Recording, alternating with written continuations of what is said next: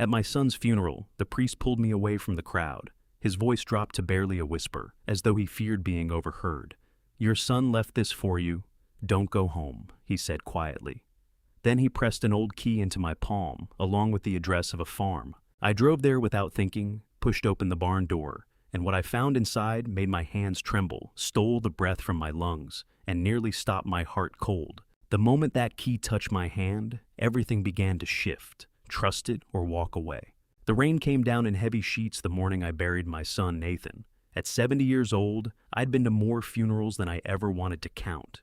Classmates, colleagues, my parents, and 4 years ago, my beloved wife, Loretta. Welcome back to His Hidden Revenge. I'm glad you're here with me today. If these stories of hidden truth and hard-won justice stay with you, I'd be grateful if you'd like and subscribe. It means more than you know. Before we go further, drop a comment and tell me, when you look at what Gerald is carrying, do you think he'll find a way through? Or do you think the weight of it will finally break him? I'd love to hear what you believe. A word before we begin: some details in this story have been shaped for the telling, and any resemblance to specific real people or events is purely coincidental. What matters is the truth at the heart of it. Nothing could have readied me for this. There is no preparation for a father standing over his child's grave. The order of things doesn't allow for it. God didn't design it this way. And yet, there I was at Ridgeline Cemetery, the rain having soaked clean through my black suit, watching pallbearers settle my 40-year-old son into Tennessee soil. Simple pine, that's what they put him in, and that was right. Nathan would have hated anything showy. He'd always moved through life that way, methodical, no nonsense, a newspaper man who trusted evidence over emotion. Even lowering him into the ground, I could feel him teaching me grief burns away everything hollow and leaves the bare truth behind. I held a black umbrella that the downpour defeated entirely, knuckles white around the handle. 60 people or so stood scattered around the grave, sheltering under their own umbrellas. Knoxville neighbors, a few faces from the paper, where Nathan had worked, strangers I couldn't place. My son had grown distant over the past few years, and I'd let it happen, told myself we'd reconnect later. When had later become, never across the open grave, stood Diane, my daughter-in-law, of 3 years, a widow of barely 1 week. All in black hair pinned back tight, her skin the color of ash. Both hands wrapped around a single white rose, and every so often she brought a tissue up to catch the tears. The image of a woman shattered by loss. I wanted it to move me. I kept trying to take those tears at face value, but there was something cold lodged in my stomach that clenched every time my eyes found her face. Above the sound of the rain, Father Edmund Rourke's voice carried through the gray air, reciting the familiar words of the liturgy. "I am the resurrection and the life, saith the Lord." Those same words had fallen over Loretta's grave 4 years ago, over my parents' graves long before that, and now my son. They landed in my chest like shards. Nathan had no business being in that casket, 40 years old, healthy, sharp, full of life. A car accident, the report said. Brake failure on Highway 129, the vehicle leaving the road on a mountain curve. Killed on impact. The highway patrol officers had delivered the news with practiced sympathy. "These things happen, Mr. Hartley. Mountain roads are treacherous. We're very sorry for your loss." But Nathan wasn't the kind of man brakes failed on. He was compulsive about it, tires, fluids, every system checked and rechecked.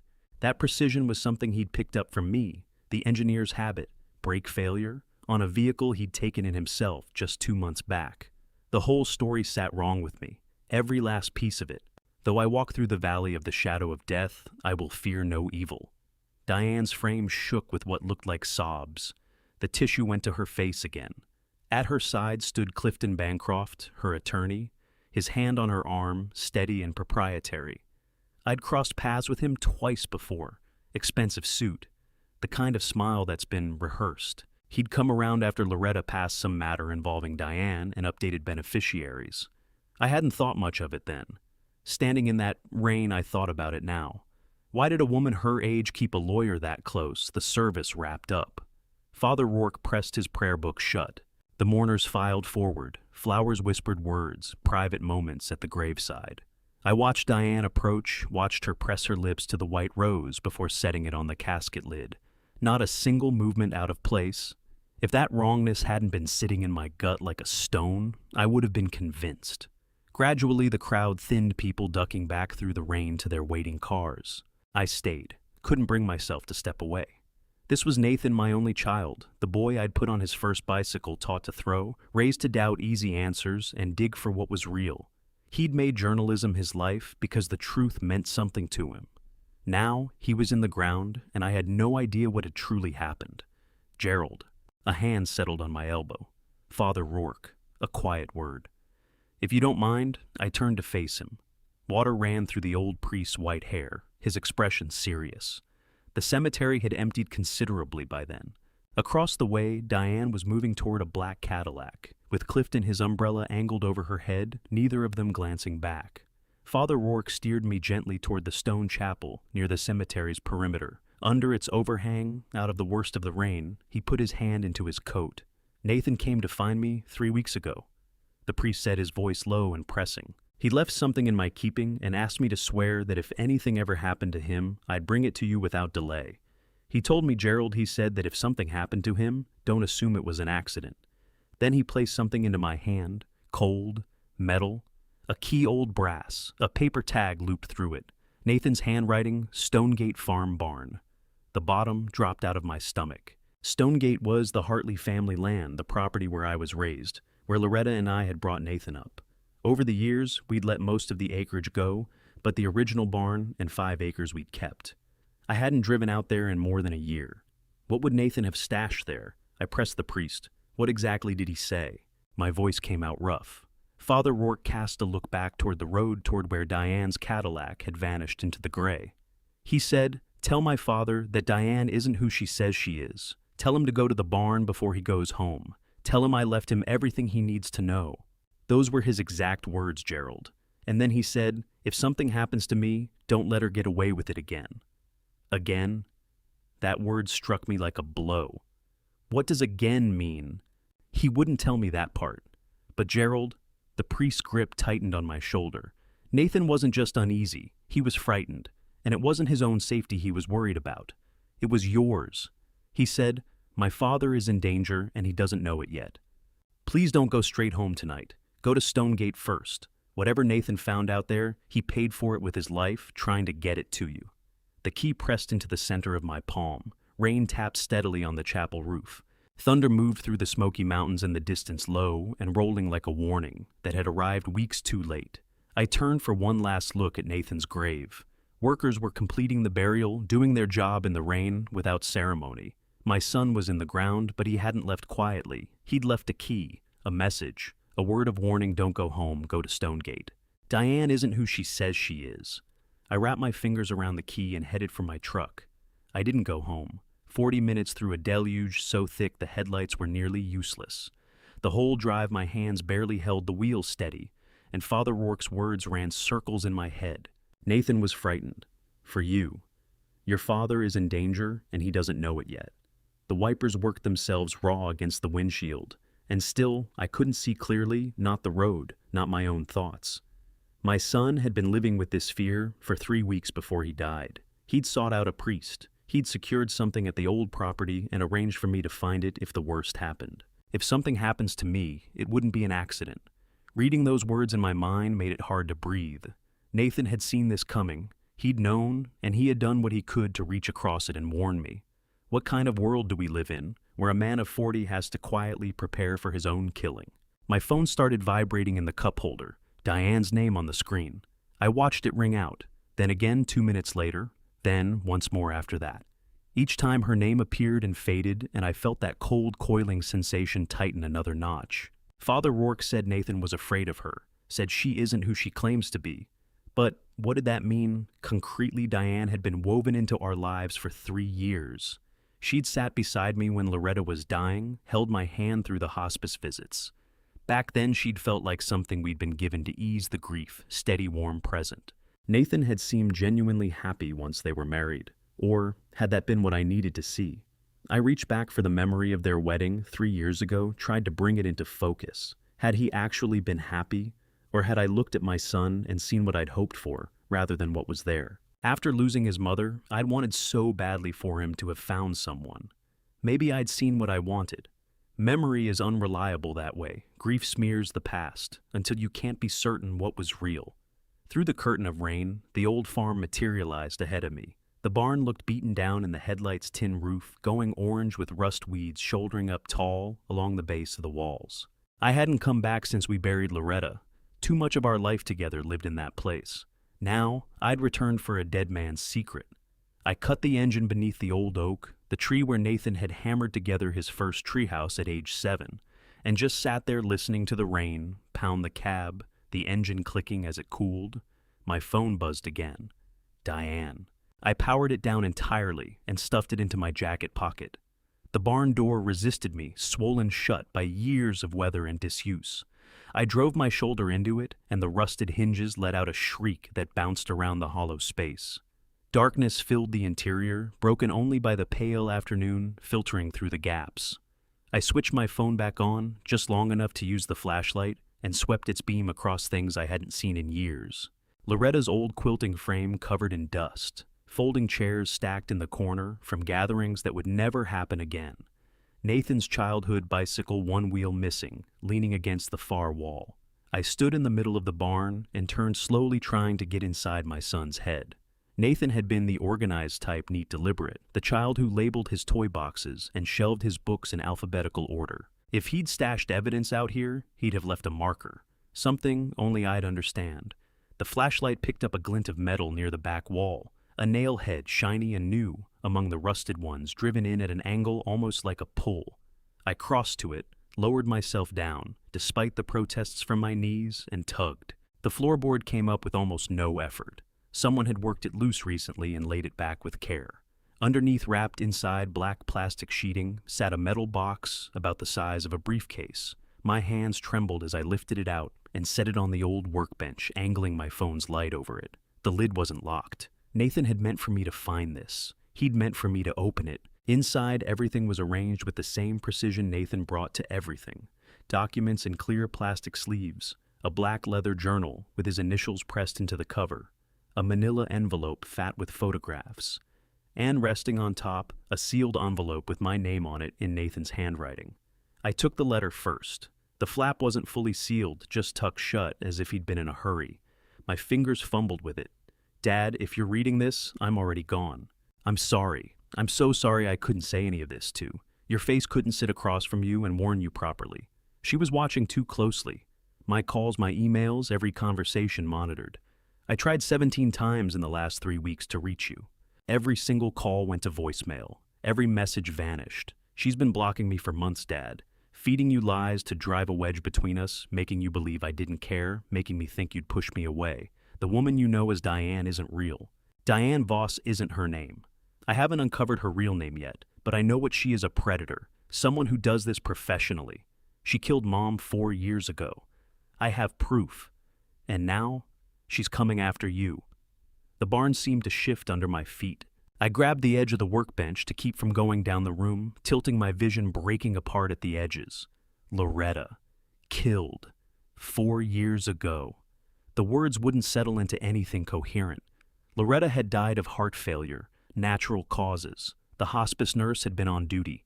Diane had been right there holding Loretta's hand, weeping alongside me when she took her last breath. I made myself keep reading. I've spent 2 years on this investigation. It started when I found the baby monitor recording from Mom's hospice room. Diane talking to someone about managing the timeline of Mom's death. I've put it all in the journal. Bank transfers, insurance fraud, a pattern of deaths stretching across multiple states. Dad. She's done this before, at least 3 times I can prove with certainty. Wealthy widowers, every one of them dead within 2 years of marrying her.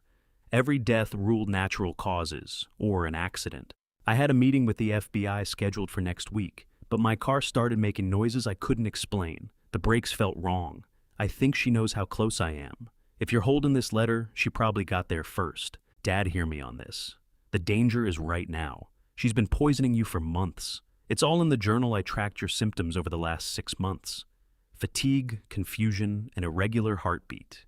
That's not your age catching up with you. That's Digox and the same thing she used on Mom. Do not go back to the house. Do not let her know what you've found. Take everything to Harlan Pickett. You haven't forgotten him, your old Marine buddy. He's working as a private investigator now. He'll know the right moves. Get yourself somewhere safe first, then call the FBI. I love you, Dad. I couldn't save Mom. I couldn't save myself. But maybe this gives you a chance. One way or another, this ends with us together. Nathan. I read it a second time, then a third. The words didn't shift. My son had spent 2 years quietly building a case against the woman he'd married. He'd discovered she murdered his mother. He'd been trying to pull me out of her reach for months while I sat at home, believing he no longer cared about me. 17 times. He'd made 17 attempts to reach me, and not once had I heard a ring. My legs stopped working. I went down hard onto the barn floor, Nathan's letter clenched in both hands. And for the first time since the funeral, I stopped holding it together. Not soft crying, the kind that comes from somewhere deeper that doubles you over and strips the breath out of you.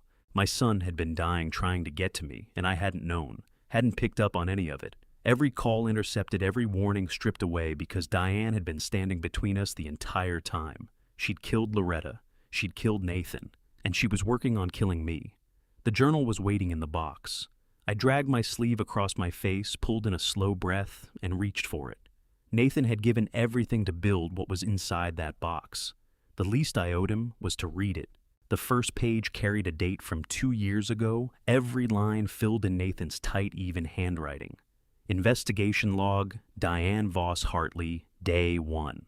I found something today that I can't ignore anymore. I opened Nathan's journal with hands that refused to stay steady. The opening entry was dated March 15th, 2020, more than 2 years back. My son had been running this investigation in secret for 2 years, and I'd had no idea. March 15th, 2020, investigation log, Diane Voss Hartley, day 1. I found something today that I can't ignore anymore. I was going through the attic. Diane asked me to dig out Mom's old photo albums, and behind some boxes I came across a baby monitor, the type with an internal recording function. It belonged to Mom from her hospice days 4 years ago. Diane must have been using it to listen in from other rooms when she helped care for Mom, then forgot it up there after Mom passed. I charged it. The memory hadn't been wiped. There are audio files from September and October 2017. I've gone through them 4 times. Every time I finish, I sit there hoping I got it wrong. I didn't. My pulse hammered against the inside of my ribs. September and October 2017.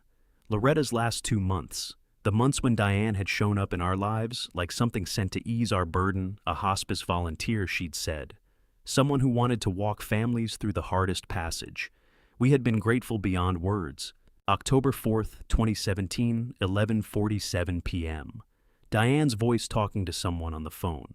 The old woman is taking too long to die. Doctors said weeks, but it's been 2 months. I need to move this along. Once she's gone, I'll have full access to both of them, the father and the son. The estate is worth more than I thought. 18 million at least. I'm handling it tonight. Higher dose. She won't wake up. I stopped, pressed my hand hard over my mouth. Loretta. The woman I'd spent 50 years loving, murdered in her hospice bed while I slept downstairs, while I sat beneath the same roof, thanking God for the woman who was killing her. October 5th, 2017. Mom died at 3:17 a.m., respiratory failure, the doctors said. Peaceful passing, they said. Diane was the one who found her. Diane came downstairs and woke me up and held me while I fell apart. I remember standing there in the hallway thinking how fortunate we were to have someone like her with us, how rare that kind of generosity was. I stood at Mom's funeral and watched Diane hold Dad together, and I watched her settle into our lives like she'd always been there, frictionless. 6 months after that, she said we should get married. Said Mom would have wanted us both to have some happiness to keep moving forward. I believed her. God help me, I believed every word she said. Now I understand she killed my mother, murdered her in that bed to get at Dad's money, and I walked her down the aisle and called it love. I brought a killer into this family and mistook it for a blessing. The pages went blurry. I had to break away clear, my eyes braced myself to go on. Nathan had sat across dinner tables from this woman for 2 years knowing what she was, had shared a home with his mother's murderer, had smiled and played the devoted husband while quietly, methodically assembling the case that would expose her. March 20th, 2020. I brought in a private forensic specialist to go over Mom's death certificate and medical records. Dr. Sylvia Kettridge, retired emergency physician, now focused on suspicious death review. She went through everything: hospice charts, the medication logs, the death certificate. Her conclusion: morphine overdose. Not a gradual comfort care dose. A large acute administration within 2 hours of death. Fatal. Deliberate. And Mom didn't die from cancer. She was murdered. I turned to the next page. The entries that followed traced Nathan's dig into Diane's history. Her background, her previous marriages, the line of dead men she'd left in her wake. April 2nd, 2020. Diane's background doesn't exist before 5 years ago. No birth certificate, no school records, no employment history before 2016. The social security number on our marriage license belongs to a woman who died in Ohio in 1985. Diane Voss isn't her real name. She's a ghost, a professional. April 15th, 2020. I found her real identity, Diane Crowley. 3 previous husbands, all dead within 2 years of marriage. California, 2013, Russell Crowley, 67. Wealthy real estate developer, ruled accidental fall while hiking. Estate $2.3 million, Colorado, 2016, Clifford Haverstock, 71. Retired aerospace executive, ruled accidental drowning. Estate $3.1 million, Florida, 2018, Arnold Delaney, 69. Hotel magnate, ruled heart failure. Estate $4.2 million. Total stolen $9.6 million across 6 years. Now she's here. She killed Mom in 2017, married me in 2018, and now, God help us, she has Dad in her sights. What followed in the journal turned my blood to ice. Nathan had been tracking my health recording every time I mentioned exhaustion, heart-racing spells of weakness, or foggy thinking. May 10th, 2021. Dad called today. Said he's worn out all the time, can't get up the stairs without going lightheaded. His physician, Dr. Dunlop, told him it's the natural consequence of age. No prescription. Dad took that at face value. Why wouldn't he? He's 70. He trusts his doctor. I don't trust anyone anymore. I pulled Dr. Dunlop's financial records. On May 15th, he received a wire transfer of $25,000 from a shell company registered to Clifton Bancroft, Diane's attorney. Payment landed 1 week after Dad's symptoms first appeared. Dunlop is part of it. He's standing by while Dad deteriorates. June 18th, 2021. Dad's condition is getting worse. He told me today that he's been losing track of where he parked, that his heart pounds at him in the night, that he feels like something inside him is failing. I wanted to scream. I wanted to lay everything out for him right then. But Diane listens to every call I make to him. She's always close, always managing access, always steering what he hears and who he talks to. I'm keeping records of all of it. His symptoms line up with digoxin poisoning, the same method she used on her previous husbands. It shadows heart disease, shadows old age, an invisible killing tool, unless someone is specifically hunting for it. Dad has maybe 6 months, maybe less. The journal cataloged Nathan's frantic efforts to reach me. 17 phone calls. In September 2021, everyone blocked. 3 letters written and never mailed, tucked away in this barn, instead because Diane was intercepting our mail. September 4th, 2021. I tried to see Dad today. Drove out to the estate. Diane came to the door and said he was asleep, wasn't well, wasn't up for company. She smiled when she told me, that smooth, empty smile. She's lying. Dad would never shut the door on me. I'm being walled off from him, cut away. It's the same playbook she ran on her previous husbands. Sever the ties, isolate them from anyone who might see what's happening. September 11th, 2021. My car isn't right. Brakes feel soft, unresponsive. I took it to a mechanic I know, Owen's brother, someone outside Diane's circle. He went through the whole system. The brake lines had been deliberately tampered with, scored and weakened not enough to give out on a straightaway, but designed to fail under hard braking on a sharp curve at speed. She's moving against me before I can get to the FBI, before I can pull Dad out of this. September 18th, 2021. This is my final entry. Tomorrow I have a meeting with FBI agent Paula Garner. She's been working financial fraud cases across multiple states and agreed to look at what I've assembled. If this evidence reaches the FBI, they'll protect Dad and they'll stop her. But I don't believe I'll make that meeting. The breaks keep getting worse. Diane knows how close I am. She's setting something in motion. If you're reading this, Dad, I didn't make it. I'm sorry. I tried. I tried everything I could think of to reach you to pull you clear of this, to do for you what I couldn't do for Mom. Everything is in this box, bank records proving Diane bribed Dr. Dunlop, the baby monitor recording of her arranging Mom's murder, evidence of the 3 dead husbands before us, documentation of your symptoms, logs, pharmacy records showing digoxin prescriptions filled under false names, photographs I took of Diane picking them up. Bring it all to the FBI agent Paula Garner Nashville field office. She's been waiting on evidence from me. Put it in her hands. She'll know what to do next. Don't go back to the house, Dad. Don't tip Diane off. She's killed 4 people that I can document, probably more. She won't stop for you if she believes you know what she is. I love you. I'm sorry I couldn't say this to your face. I'm sorry for the year we lost while she poisoned our relationship with her lies. But this ends with the 2 of us together. We'll stop her one way or another. Your son, Nathan. The final journal entry carried a date of September 18th, 2021. Nathan died September 21st, 3 days after writing those words. 3 days before he could hand that evidence to the FBI. 3 days before he could get me out of her reach. I sat on the cold barn floor with Nathan's journal across my knees and felt the full weight of what my son had done settle over me. He had known she was going to kill him. He'd known it, and he hadn't run. Instead, he'd used those final days to build an airtight record, every piece documented, every detail, preserved the evidence hidden somewhere she'd never find it. But I would ensuring the truth would outlast him. My boy had traded his life to save mine. I looked through the rest of what the box contained. Bank statements, insurance records, a USB drive labeled Audio Evidence Baby Monitor 2017. Photographs of Diane with Clifton Bancroft, time-stamped and dated. Pharmacy records.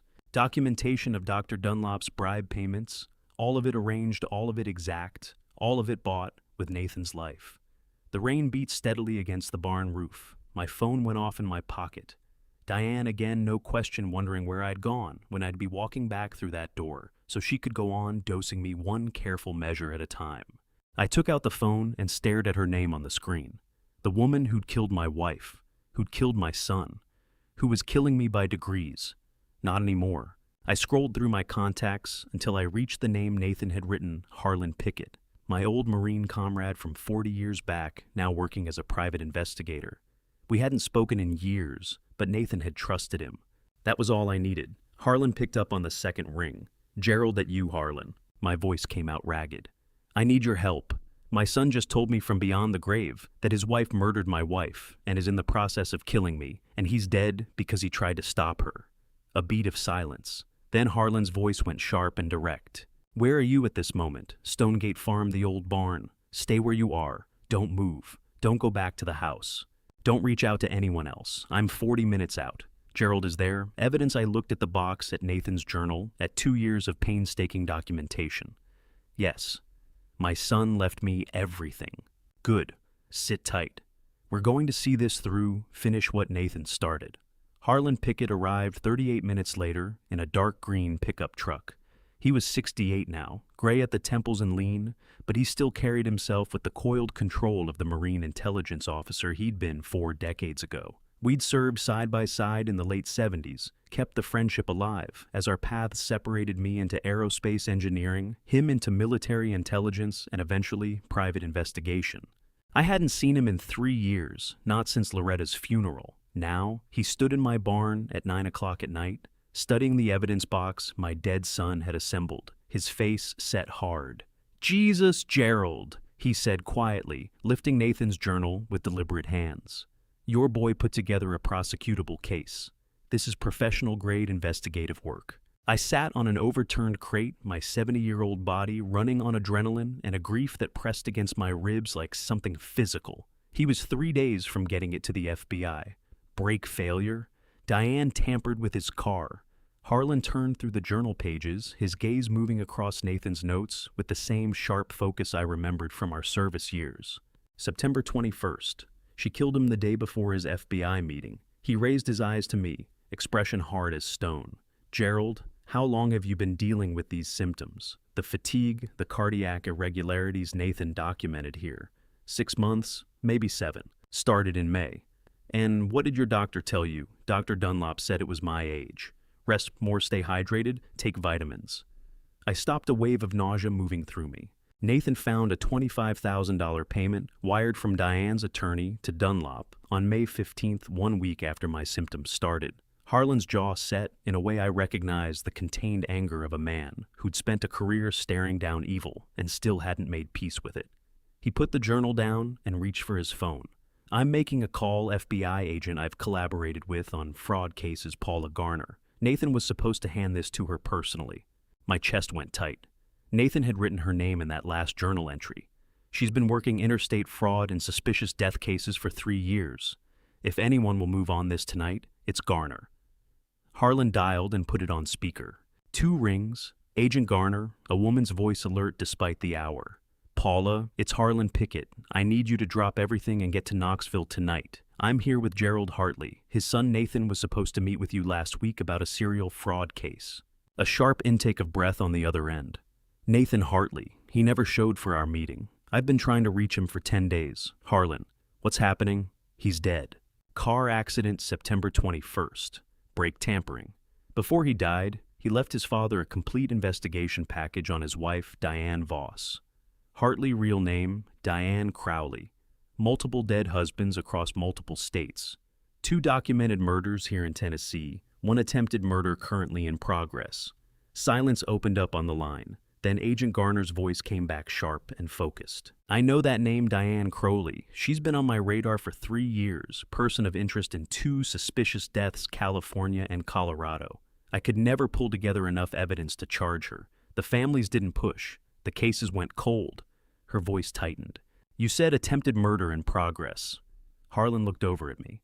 I leaned toward the phone, my voice rough.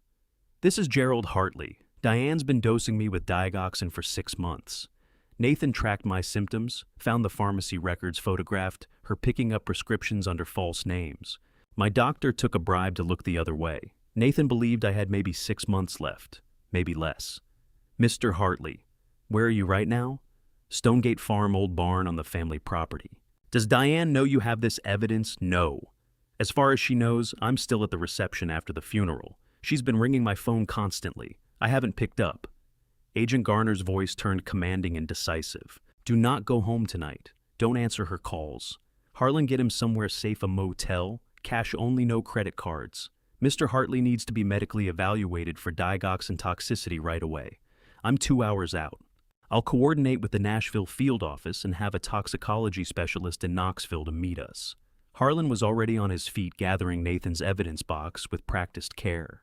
"There's more, Paula. Baby monitor recording from 2017. Diane discussing Loretta Hartley's murder with an accomplice. The audio is clear. It amounts to a confession. Bring all of it. We're building a federal case tonight." Agent Garner went quiet a moment, and when her voice returned, it carried something heavier than procedure. "Mr. Hartley, I'm deeply sorry about Nathan. He came to me 3 weeks ago with early information about financial irregularities. I told him to build the documentation thoroughly and we'd sit down together. I didn't know she would kill him before we had that chance. But I promise you, we're going to carry this across the finish line for him." The call ended. Harlan helped me to my feet, his hand firm on my arm, steadying me while the world seemed to be tilting under everything I thought I knew. "Can you drive?" "I think so." "Follow me then. There's a motel just off I-40, 20 minutes from here. We'll get you a room under my name and wait for Garner." He lifted the evidence box carefully. "Gerald, things are going to move quickly now. The FBI will want you medically cleared tonight, interviewed in full and possibly fitted for surveillance equipment if you're up to it physically. Are you ready for that?" I reached into my jacket and felt Nathan's letter still folded there. "This ends with us together." I thought about Loretta, murdered in her hospice bed, while I dozed downstairs trusting the woman who was killing her. I thought about Diane's calls stacking up on my phone, her manufactured concern, covering the fact that she was waiting for me to walk back through the door so the poisoning could continue, waiting for me to die so she could take what was left and move on to her next mark. "I'm ready." My voice came out steadier than I had any right to expect. "Let's see this through." We drove through the rain, Harlan's truck out front with my headlights fixed on his tail lights like a thread keeping me tethered. My phone wouldn't stop buzzing in the cup holder, Diane again and again. Each call a reminder of how close I'd come to dying, without a clue as to why. I watched her name blink on and off the screen and felt the last of my grief harden into something cold and clear. She'd killed my wife. She'd killed my son. For 6 months, she'd been killing me one measured dose at a time, and I had thanked her each morning for the pills she placed in my hand. Never again. The motel was exactly what Harlan had described, plain anonymous, the kind of establishment where cash was welcome, and no one lingered over questions. He booked us into adjoining rooms on the 2nd floor, and tucked the vehicles around the back where the road couldn't reach them. Inside, he laid Nathan's evidence across the bed, while I settled into a chair and tried to absorb the fact that my life had become unrecognizable. "Harlan," I said quietly, looking at the man who'd once had my back in a different kind of danger. "How long do I actually have if she's been doing this for 6 months?" He looked up from the documents without any softening in his face, and I was grateful for it. "I can't say for certain, Gerald. Digoxin builds up, gradually mimics the look of natural heart disease. What Nathan documented suggests you're symptomatic, but not past the point of no return. The FBI toxicologist will give us the real picture tonight." Agent Garner set 3 photographs out across the motel desk. "Before we get to the wire, you need to see who Diane Crowley actually is." She tapped the first photo. Diane, younger, different hair, standing beside a gray-haired man. Russell Crowley, California. 2013. Married in March, dead by August. Hiking accident. Diane inherited $2.3 million. Second photo. Diane with a silver-haired man. Clifford Haverstock, Colorado, 2016. Married in January, dead by June. Drowning, $3.1 million. Third photo. A heavy-set man in his 70s. Arnold Delaney, Florida, 2018. Married in March, dead by October. Heart failure, $4.2 million. I looked at 3 dead men who had believed in Diane Crowley. "She's killed at least 5 people. At least," Agent Garner said, pressing the word. "We're reopening 4 other suspicious deaths across 6 states. Diane isn't working alone. Clifton Bancroft handled legal paperwork in at least 3 of these cases. Dr. Dunlop is complicit. Others too. Harlan was studying Nathan's journal. The baby monitor recording. Diane says I'm handling it tonight. She's talking to someone. Phone records show Diane placed 17 calls to Clifton Bancroft in the week before Loretta's death. We believe he's been her partner in at least 4 murders." Agent Garner turned to me. "When we bring Diane in, she'll lawyer up immediately. Clifton will represent her. Without concrete evidence, audio, video, a documented confession, she walks free. Your son gave us almost everything we need, but we're short one piece Diane on the record talking about your poisoning. We need her to put it in her own words." Dr. Albright set down his tablet. "Preliminary blood work confirms digoxin at toxic levels. You've been exposed to 0.5 milligrams daily for 6 months. That's a therapeutic dose for heart disease, which you don't have. It's been accumulating in your system. How long do I have? Left unchecked 6 to 8 weeks before cardiac arrest. If we stop exposure now and start chelation therapy, your prognosis is good. The damage hasn't crossed the line yet." Dr. Albright closed his kit. "But you cannot take anything Diane puts in front of you. Nothing." Agent Garner nodded. "Which is exactly why we move fast. 48 hours at most. We wire, you send you home tomorrow morning. You play it, confused, disoriented from grief, apologetic for going quiet. We need her to keep to her routine, hand you the morning pills, talk about your health. Anything that puts the poisoning on audio." Harlan shook his head. "Gerald is 70. He buried his son today. You're asking him to perform for 48 hours straight." "I know what I'm asking," Agent Garner said, her tone measured. "But Diane Crowley has killed at least 5 people, likely more. If we don't stop her here, she vanishes, different name, different city, different victim. She held my gaze. I won't order you to do this, but this is how we shut her down for good. This is how Nathan's death means something." I thought of Loretta dying while I slept beneath the same roof. I thought of Nathan spending his final weeks building this case in secret, smiling across dinner tables at the woman who had murdered his mother. I thought of Diane's face at the graveside today, that flawless performance. What exactly do I have to do?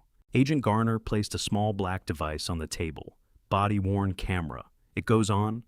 "Your wrist looks exactly like a fitness tracker. Records video and audio transmits in real time to our surveillance van. We'll be 3 blocks away." She held up something the size of a button, backup audio transmitter sewn into your shirt collar, and a small earpiece for emergency communication if something shifts. Something shifting means Diane figures out, I know. Yes. Your performance needs to hold completely. You're a grieving father who vanished after the funeral, drove around in a fog. You don't recall where you ended up, confused, worn out, sorry for worrying her. Can you carry that? I thought of the 17 calls Nathan had made that never once reached me. The entire year we lost while Diane built her wall between us. I can carry whatever this takes. Harlan rose from his chair. Then we do it properly. Gerald goes home tomorrow at 8 a.m. The FBI van is in position by 7:33 agents minimum. Gerald wears the wire from the moment he steps through that door until we have enough to move on her. Agent Garner confirmed it. Briefing at 6 a.m., full operational plan, emergency protocols covered. She looked to Dr. Albright. The poisoning? What do we do about the morning pills? Don't let him take anything she hands him. We'll provide identical placebos. When Diane gives him his medication, he swaps them out. What if she watches me swallow? Dr. Albright walked me through it. Pill goes under your tongue, big swallow of water. Only the water goes down while you hold eye contact.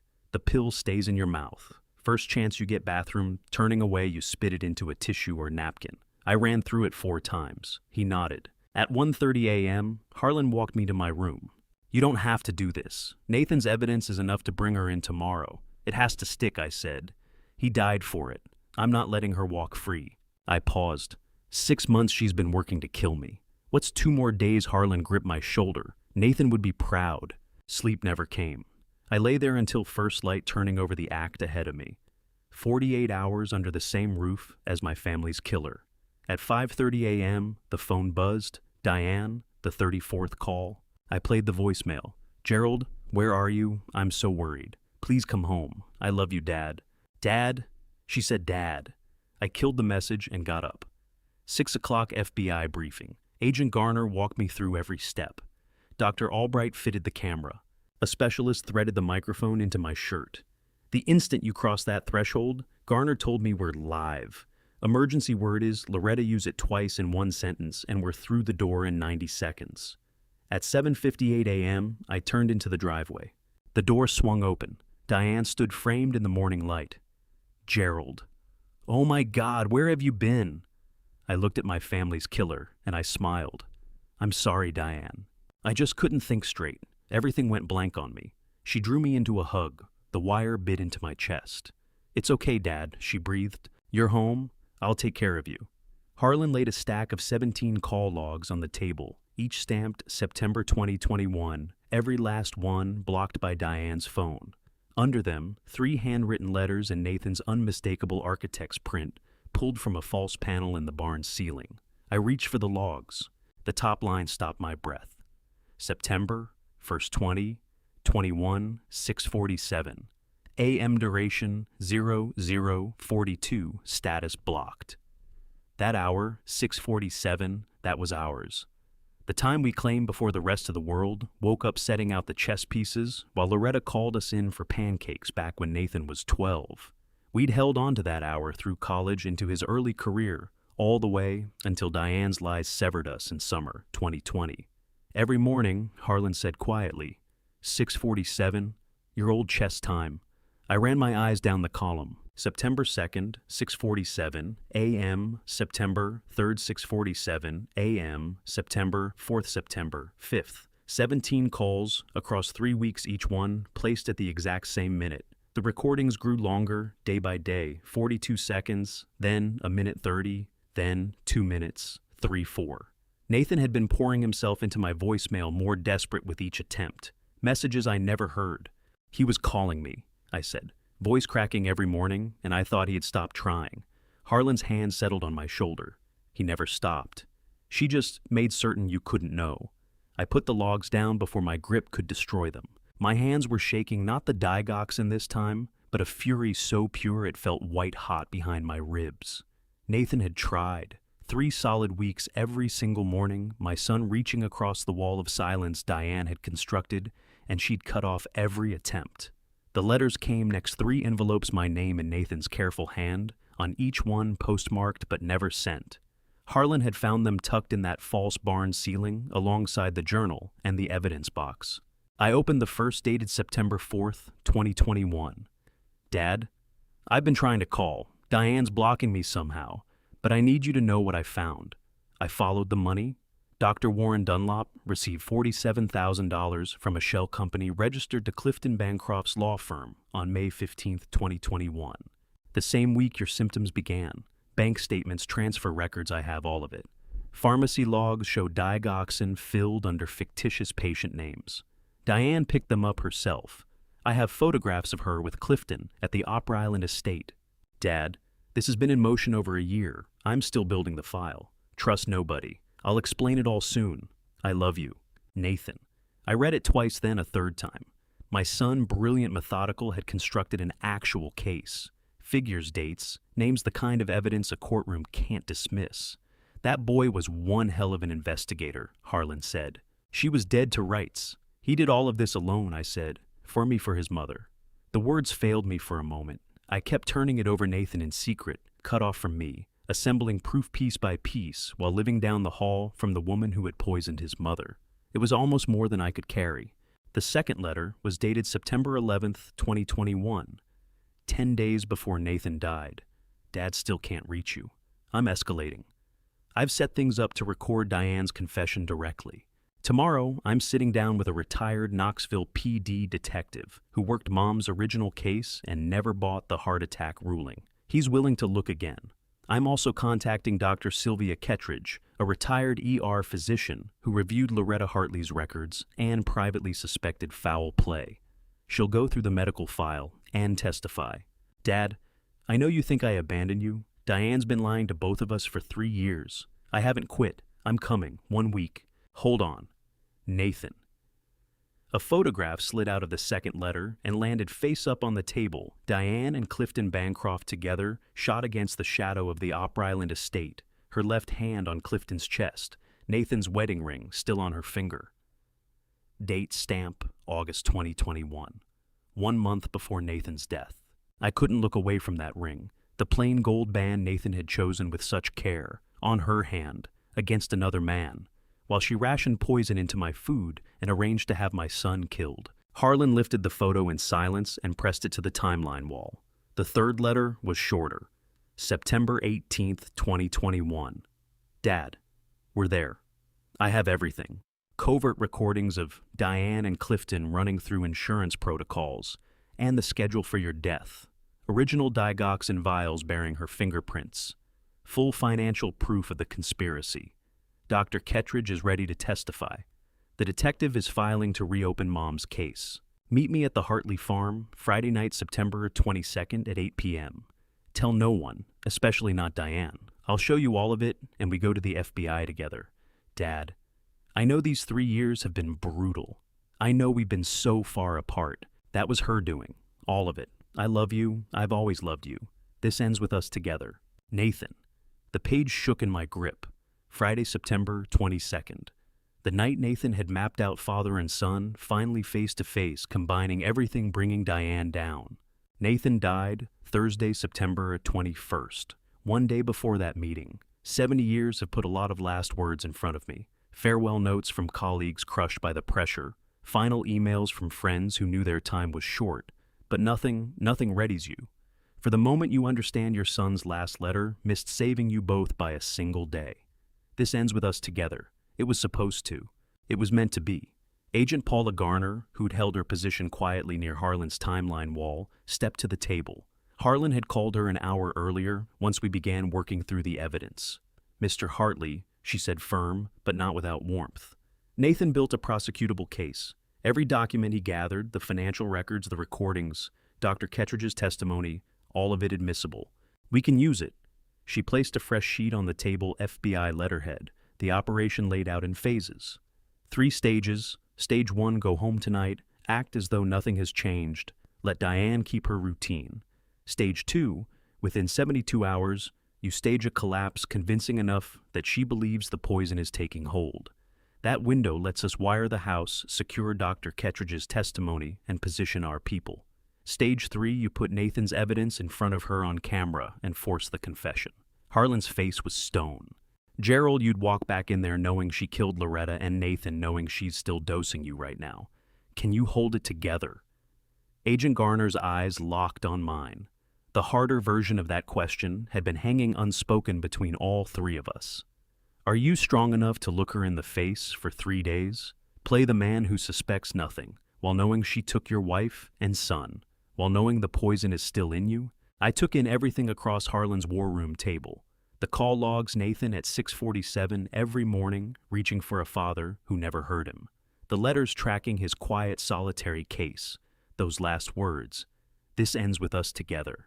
I folded Nathan's final letter the way an aerospace engineer folds blueprints measured exact. Then I slipped it into my shirt pocket directly over my heart and held Agent Garner's gaze. Diane walked me through the front door with her hand on my arm, her touch soft and careful. The house carried the smell of coffee, and something from the oven, her morning ritual, everything arranged to feel ordinary and safe. The wire on my wrist took down every step, every breath. 3 blocks back, Agent Garner and Harlan watched through my camera, the microphone in my shirt button, feeding every word straight to them. You must be worn out, Diane said, steering me toward the kitchen table. Sit down, let me make you something to eat. You need food in you. I settled into the chair where I'd sat for 1,000 meals. The chair where Loretta used to lay out Sunday dinners, where Nathan had hunched over his homework as a boy. Now it was a stage, and I was playing the most important part of my life. I'm sorry I scared you, I said, letting my voice go soft and foggy. After the funeral, I couldn't face walking back in here. So I drove. I honestly don't know where I ended up. Diane poured coffee into Loretta's favorite mug and set it down in front of me. It's all right, Dad. Grief makes people do strange things. I get it. Her voice was warm, tender, flawless. But you can't disappear like that again. You're not well? What if something had happened to you out there by yourself? The steam curled off the mug between us. I had no intention of drinking it. Agent Garner had been clear, treat everything in that house as contaminated. But I had to sell the performance. I know, I said, curling my hands around the mug for warmth, not lifting it to my lips. I wasn't in my right mind. Diane crossed to the counter and picked up the pill organizer, the same white plastic case she'd been using for 6 months, to slowly kill me. She carried it to the table with a glass of water. 3 pills, white, small, and lethal. Your morning medication, she said, placing them in front of me with that gentle, concerned smile. Dr. Dunlop said you need to stay on schedule, especially with everything you've been through, losing Nathan. My heart slammed against my ribs. This was it. The exact moment I'd rehearsed with Dr. Albright at midnight in a motel room. Take the fake pills from my pocket palm, then make the switch hide the real poison, swallow the placebos instead. My hands trembled as I reached forward, not an act, genuine fear. I was 70 years old, running on grief and exhaustion, terrified of the one mistake that would cost me my life. I picked up the 3 pills, held them flat in my palm. With my other hand, I reached into my pocket as if I were feeling for a tissue. The FBI had given me 3 identical-looking placebos sealed in a small plastic bag. I palmed them, made the switch, and slipped the real poison pills into my pocket. Diane was watching. Her gaze moved across my hands, my throat, my face. I placed the fake pills on my tongue, took a long swallow of water, made sure she could see my throat move, held her eyes, and managed a weak smile. Thank you for looking after me, I said. Something passed through her expression. Satisfaction, maybe relief, I couldn't say which. She rested her hand on my shoulder. Of course, Dad. That's what family is for. Family. The words sent a wave of nausea through me, but I kept my face open and grateful. Diane brought a plate over scrambled eggs, toast bacon, food I couldn't touch. Food almost certainly dosed the same as the coffee, the same as the pills, the same as everything under this roof for the past 6 months. I'm not very hungry, I said, my voice apologetic. Maybe just a little toast. You have to keep your strength up. There was a note in her voice I'd never caught before, or maybe I'd simply never known to listen for it. Please, Dad, for me. Just a few bites. I lifted the fork, dragged the eggs around the plate, managed a small corner of dry toast, no butter, nothing she could have tampered with, and chewed slowly while my stomach nodded. The kitchen clock ticked on.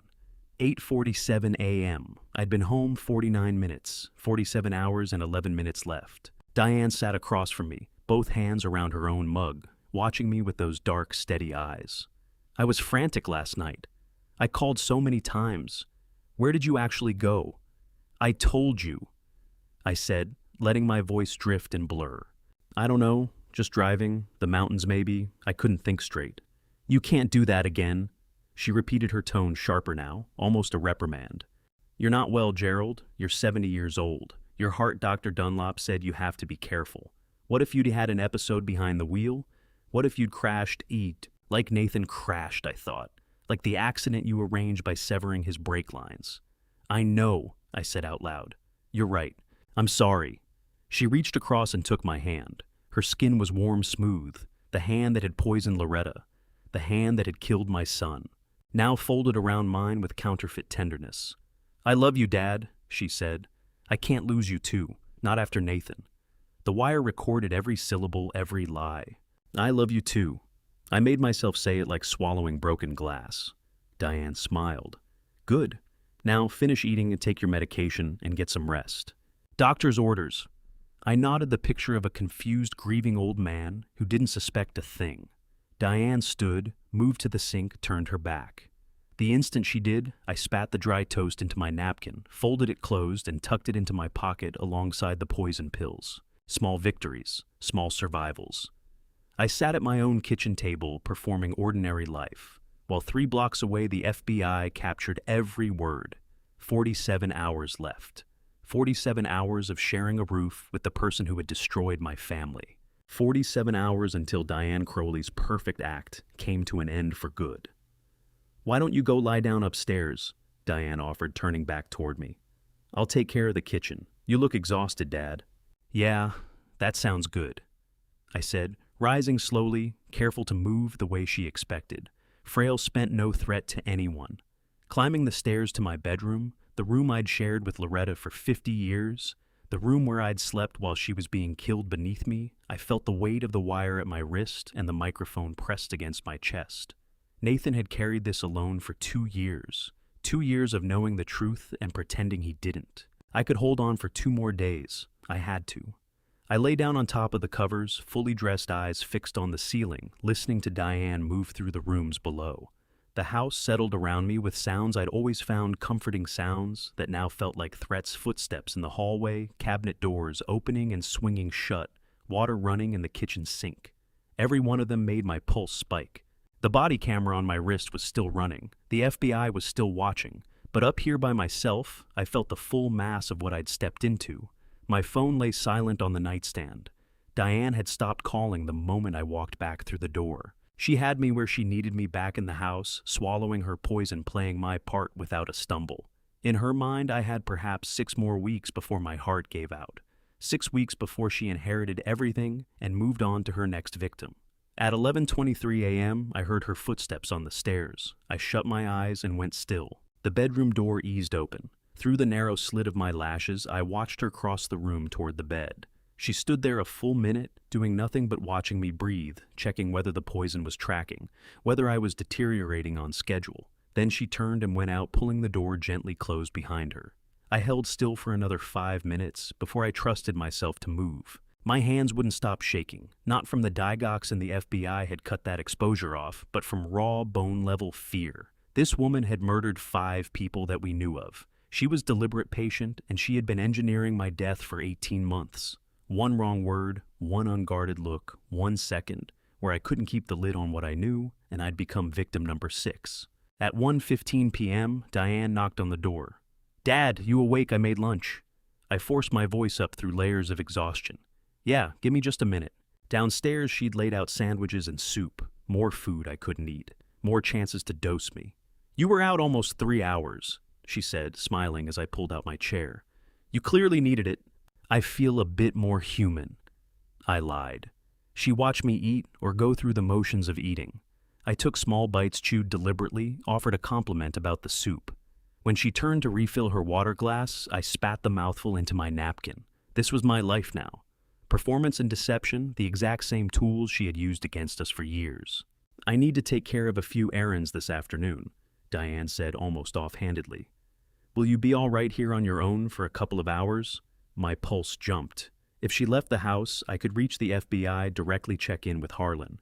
Of course, I'll probably just rest. Good. She got up and reached for her purse. I'll be back around 5 o'clock. Call me if you need anything. She leaned down and kissed my forehead. Every nerve in my skin recoiled. Take your afternoon pills at 3 o'clock. They're in the organizer. I nodded compliantly. The moment her car rolled out of the driveway, I leaned close to the wire and said quietly, "She's gone. I'm alone." Agent Garner's voice came through the earpiece barely more than a breath. "We saw. Good work, Gerald. How are you holding up?" "Terrified," I told him quietly. "But managing." "You're doing excellent. We're getting everything we need her behavior, the pills, the food. It's all documented. Just hold on until tomorrow morning." What you're about to hear is the moment where everything Gerald has been holding together, every careful step, every quiet sacrifice, is put to its hardest test yet. Before I take you there, tell me honestly, if you discovered that someone living under your roof had been working against you from the very beginning, would you confront them face to face, or would you stay silent and build your case in the shadows? One more day. After she pulled out of the driveway, I went to the bathroom and was sick. Not poison stress, from living inside this house where Loretta had died, where Nathan had been cut off and murdered, where I'd been slowly poisoned for 6 months without the first clue. I ran cold water over my face and studied myself in the mirror. 70 years old, gray hollowed out, haunted, but breathing, still in the fight. At 3 p.m., I stood at the kitchen counter, staring at the pill organizer. The afternoon dose, 3 more pills. I walked through the routine palm the placebos make the swap pocket the real poison, but my hands were shaking worse than before. One pill slipped, skittered across the counter. I snatched it back, my heart lurching. If Diane had cameras in here, if she was watching from somewhere else, if that fumble had been seen. The earpiece crackled. "Gerald, breathe. You recovered it. You're fine. Stay calm." I swallowed the harmless tablets with water, then quietly moved the dangerous ones into my pocket. 3 more doses she believed had already done their work. 3 more pieces of evidence she assumed were gone. But what about the doses I'd already taken over the past 6 months? How close to the edge had I drifted before Nathan's evidence pulled me back? At 5:18 p.m., Diane's car swung back into the driveway. I was in the living room with the television on and nothing going in. She came through the door carrying grocery bags, smiling wide. "How are you feeling, Dad?" "Tired, a little dizzy."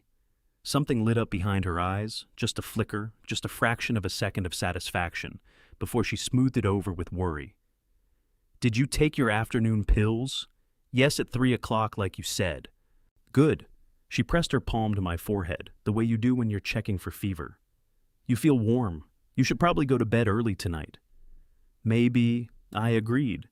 She made dinner chicken stew, Loretta's old recipe.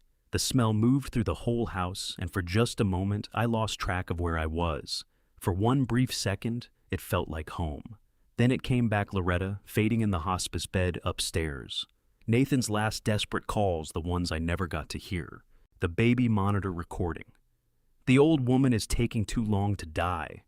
I couldn't eat the chicken stew. I pushed it around my plate, managed tiny bites, tucked food into my napkin whenever Diane's eyes were elsewhere. She was watching me more closely now, reading my face, my hands, every small movement. "You're barely touching it," she noted. "Stomach's off, probably the grief." "Grief can do that." She let the pause sit. "Or it could be your heart." "Are you having palpitations again?" "A few," I admitted. Nathan's journal had logged exactly those symptoms starting in June. She knew them inside and out because she was the one causing them. "We should ring Dr. Dunlop in the morning, have him take a look." Dr. Dunlop, the man who'd accepted $25,000 to stand by and watch me deteriorate. "Maybe this thumb," I said, giving her nothing. After dinner, I made my excuses and headed upstairs. It was only 8:30 p.m., but I couldn't sit across from her any longer, couldn't hold the mask in place, couldn't keep up the act for another hour. "Get some rest, Dad," Diane said, kissing my forehead again. "I'll look in on you later." That was not comfort. It was a timetable. She'd come to the room, stand over me, listen to my breathing measure, whether I was failing on her schedule.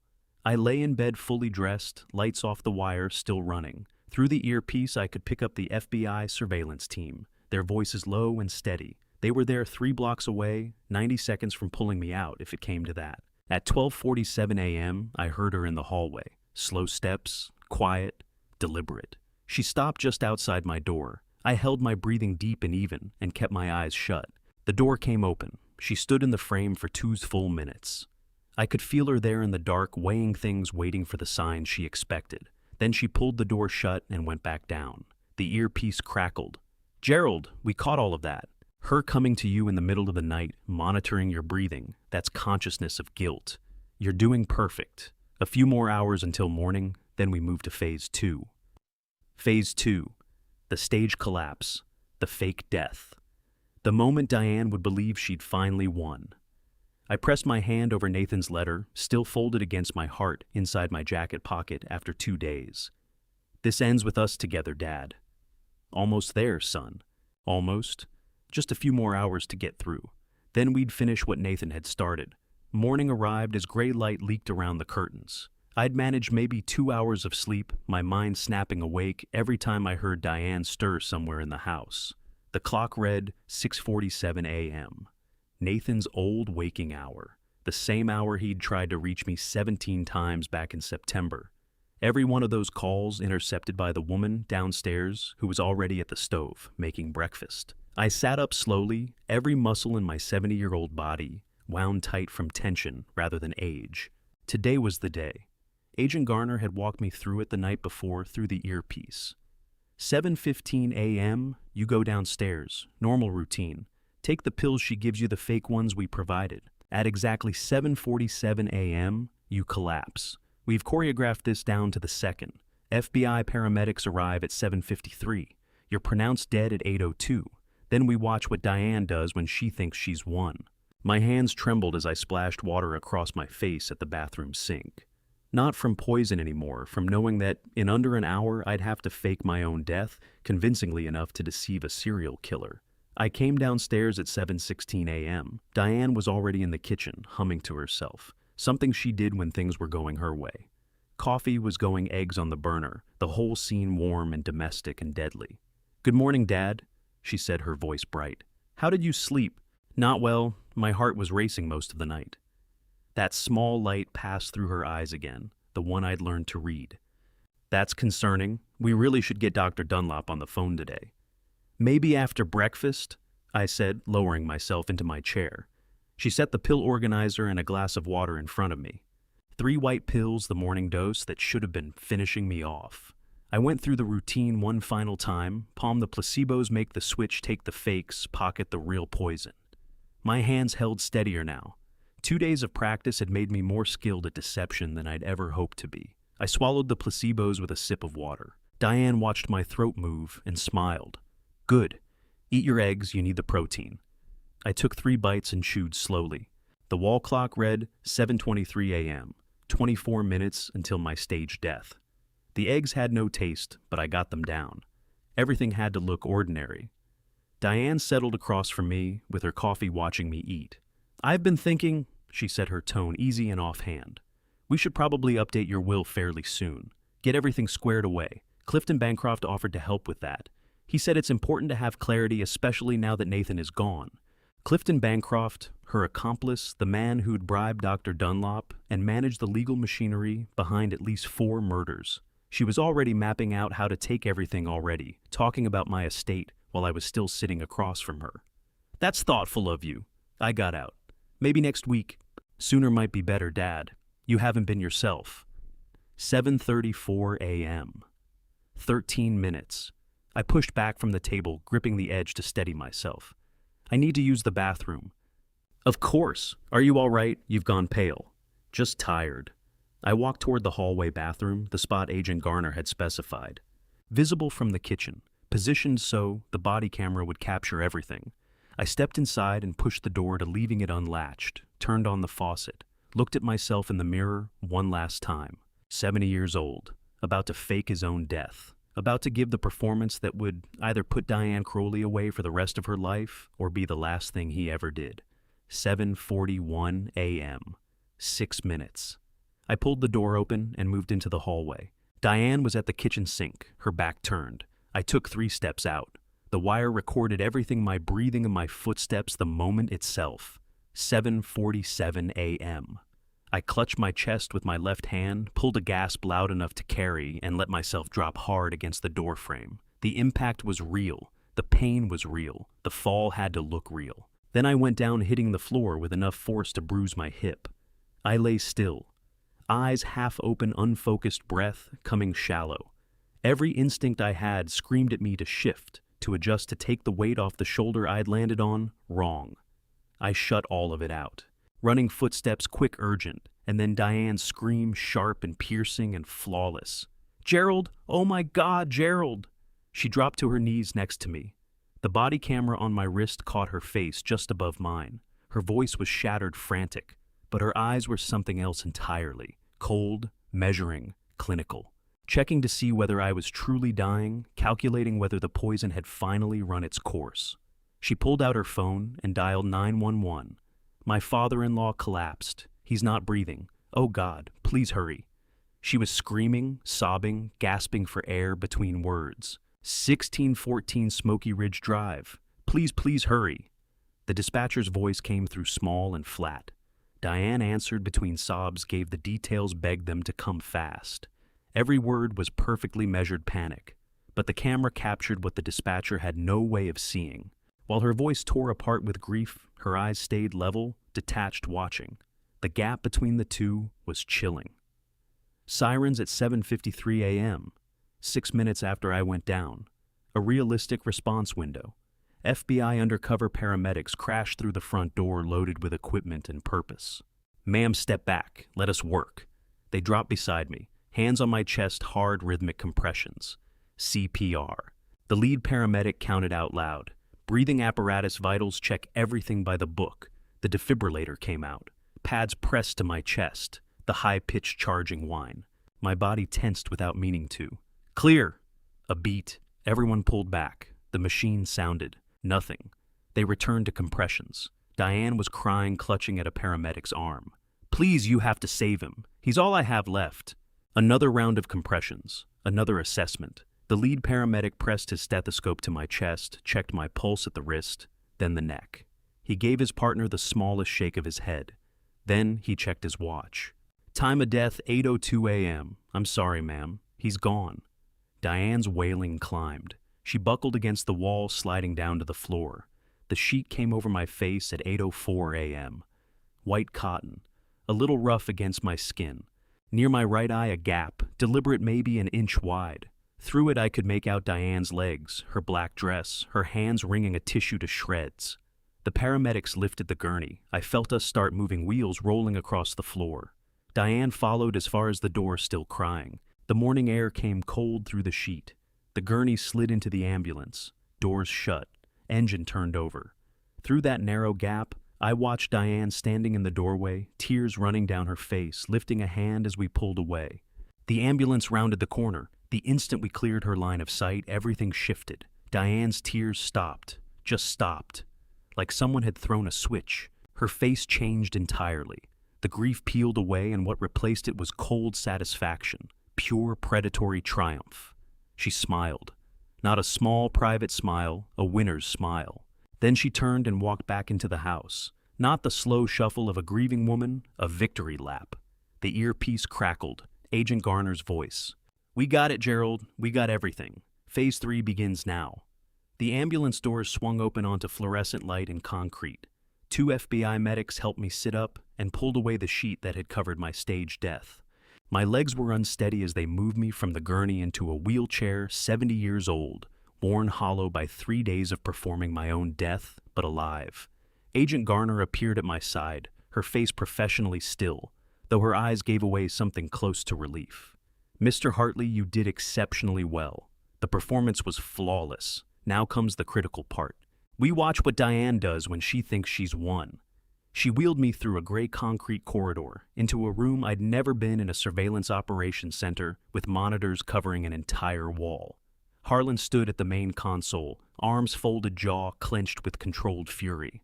Owen sat at a smaller station, headphones on, tracking the audio feeds. The screens showed my estate from every angle. The great room where Loretta and I had marked 50 anniversaries. The study where I'd spent 40 years building Hartley Aerospace, the driveway, the front entrance, even the interior of the wall safe in my office. "We had cameras installed yesterday while you were at the safe house," Agent Garner explained, sweeping her hand toward the grid of monitors. 23 angles across the entire property, audio in every room. She has no idea we're watching.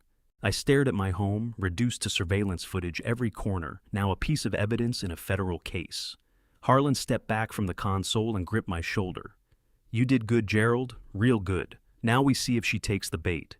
At 9:17 a.m., the main monitor flared with motion. Diane's black Cadillac came through the estate gates, moving fast, deliberate. She parked at an angle in the circular drive, not her usual careful positioning, but the loose confidence of someone who already thought she owned it. The passenger door opened, and Clifton Bancroft stepped out tall, sharply dressed, a leather portfolio tucked under one arm.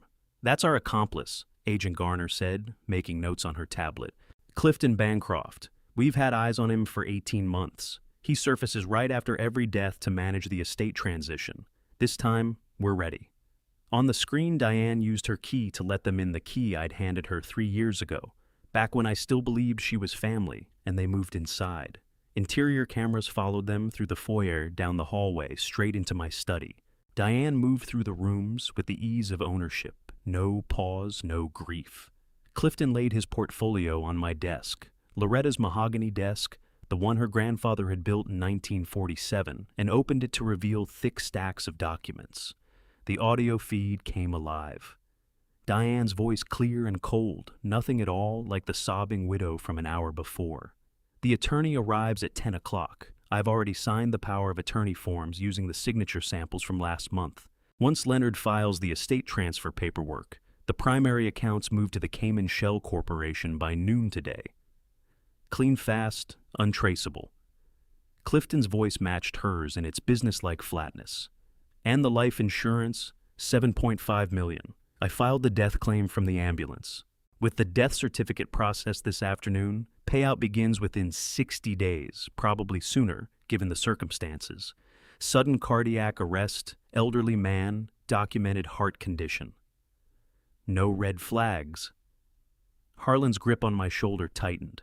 I sat there watching my daughter-in-law and her partner divide up my estate, the way corporate raiders map out a hostile takeover. Every syllable was being recorded, every gesture captured on high-definition video. At 9:40, a locksmith's van rolled into the driveway. The man in coveralls, clearly brought in without any idea what he'd stepped into, followed Diane into the study. She pointed at the wall, safe the one that held Loretta's jewelry. The original property deed, my will birth certificates, 50 years of family history. I watched him drill into a lock I'd turned 1,000 times. 11 minutes later, the safe door swung open.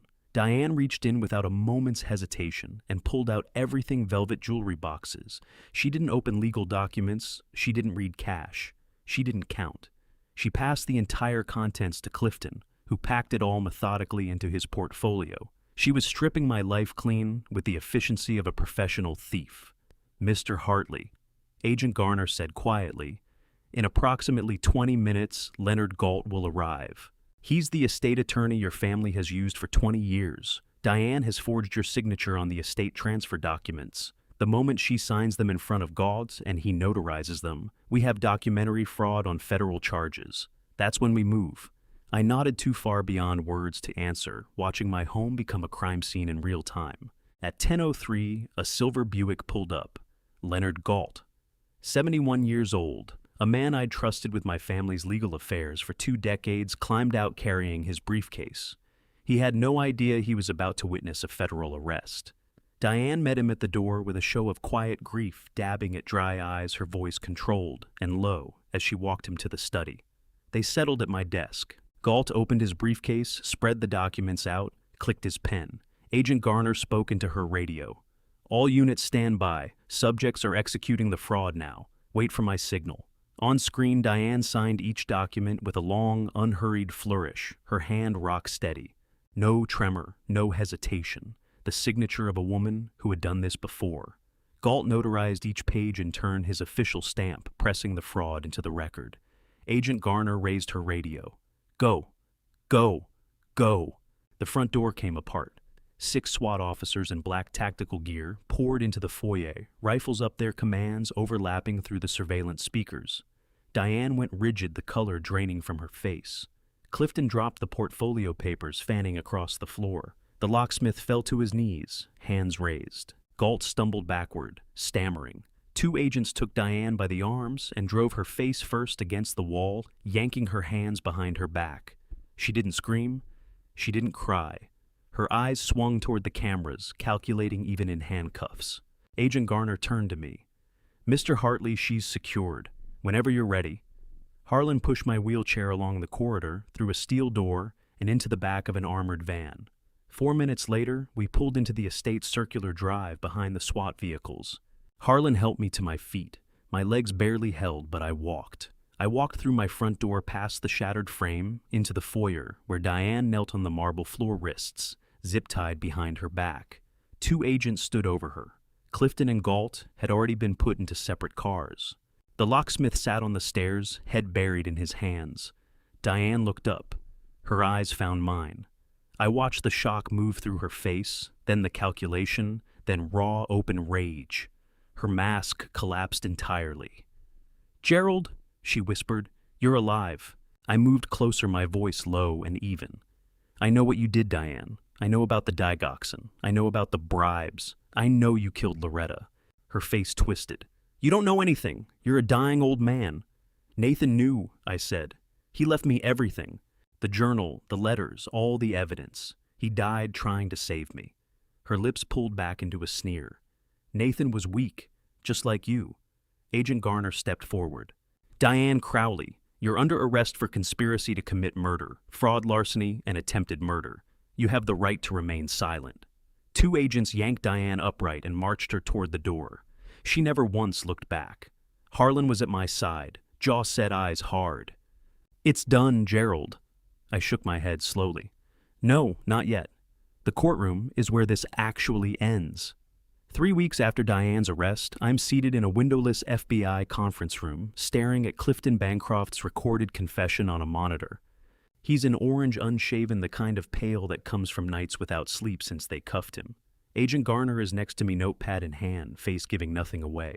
On the screen, a federal prosecutor, someone I can't see, asks Clifton when he first crossed paths with Diane Crowley. He shifts in the metal chair and drags both palms down his face. "April 2020, his voice comes out rough, scraped thin.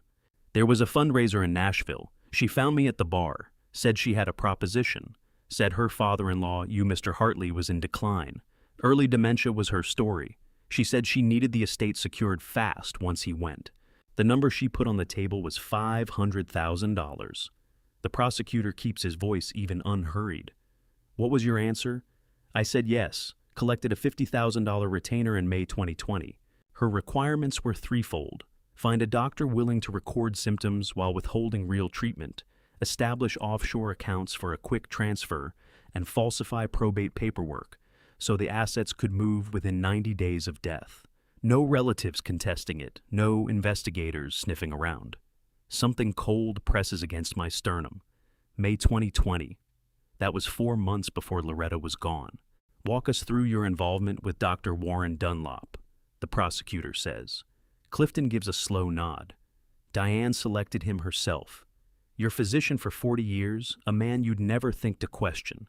That trust was the whole point. I transferred $25,000 into his private account on May 15th, 2021. That was 1 week after Diane confirmed your symptoms had appeared. The assignment was uncomplicated: chart the deterioration, keep prescriptions minimal, step back, and let things unfold." But things weren't unfolding on their own. Diane was steering them. "Did she ever tell you directly that she was poisoning Gerald Hartley?" The silence stretches. Clifton's eyes drop to his own hands. "Not in so many words, but I'd run schemes alongside her before. I understood her playbook. Digoxin administered slowly reproduces the look of cardiac disease in older patients. It creeps, it compounds, and it stays invisible unless a doctor is specifically hunting for it. Dunlop had no reason to hunt. That was by design." Agent Garner's hand settles gently on my shoulder. I can't speak, can barely breathe. The prosecutor pushes forward. "When did Loretta Hartley die?" "October 2017. 6 months after Diane and I began laying the groundwork for the estate transfer. Diane had made her feelings about Loretta plain. She said you leaned on your wife's instincts too heavily, that Loretta's presence kept Diane from getting full control over you. Then, Loretta was gone. Cancer, they ruled it. Hospice, respiratory failure. No one raised a hand. Did Diane ever say she was responsible for Loretta Hartley's death? Clifton's jaw goes tight. Her exact words were that Loretta's timeline had been managed. That word manage was enough. I chose not to ask what came next. I already knew. The prosecutor lets a beat pass, then turns a page. Tell me about Nathan Hartley. A longer silence. Clifton still won't face the camera. 2 weeks before Nathan died, September 2021, Diane called me. She said he'd been digging pulling documents together, reaching out to people in the press, maybe law enforcement too. She called him a complication that required handling. I was clear with her, my end of things was paperwork, not people. She said she'd manage it herself. And what happened? Nathan died on September 21st. A car wreck the brakes gave out on Highway 129. Diane phoned me that same night and said the complication no longer existed. 3 days on, she rang again. Said you'd gone missing after the burial weren't reachable. She suspected you might have gotten hold of something Nathan had put away somewhere. I told her to hold her nerve and follow the plan. If you'd found real evidence, you'd already be at a police station. But he had found it, the prosecutor says. Gerald Hartley recovered his son's evidence cache and came to the FBI. That was news to you, wasn't it? Clifton exhales slowly. I found out the second the front door came off its hinges. Diane had called that morning, said you were dead, collapsed. She told me to bring the estate paperwork over, that we'd wrap everything up with the attorney and wire the funds by noon. I walked in carrying forged probate documents and expecting to pocket $18 million. What I got instead was handcuffs and a conspiracy to commit murder charge. The prosecutor's posture shifts forward, his tone cutting. How many times before this had you run this operation alongside Diane Crowley? Clifton shuts his eyes. 3 instances where my role was direct. California 2013, Colorado 2016, Florida 2018. My contribution was always the same, the documents, the offshore structures, the bribes, everything else was on her. Including the killings, yes. And you were aware each time what was happening? Yes. Then tell me why. Clifton finally looks into the lens, looks at me even though I know the glass between us is one way. Because the money was good, $500,000 a case. I convinced myself these people were at the end of their roads anyway, that all I was doing was accelerating what was coming, regardless.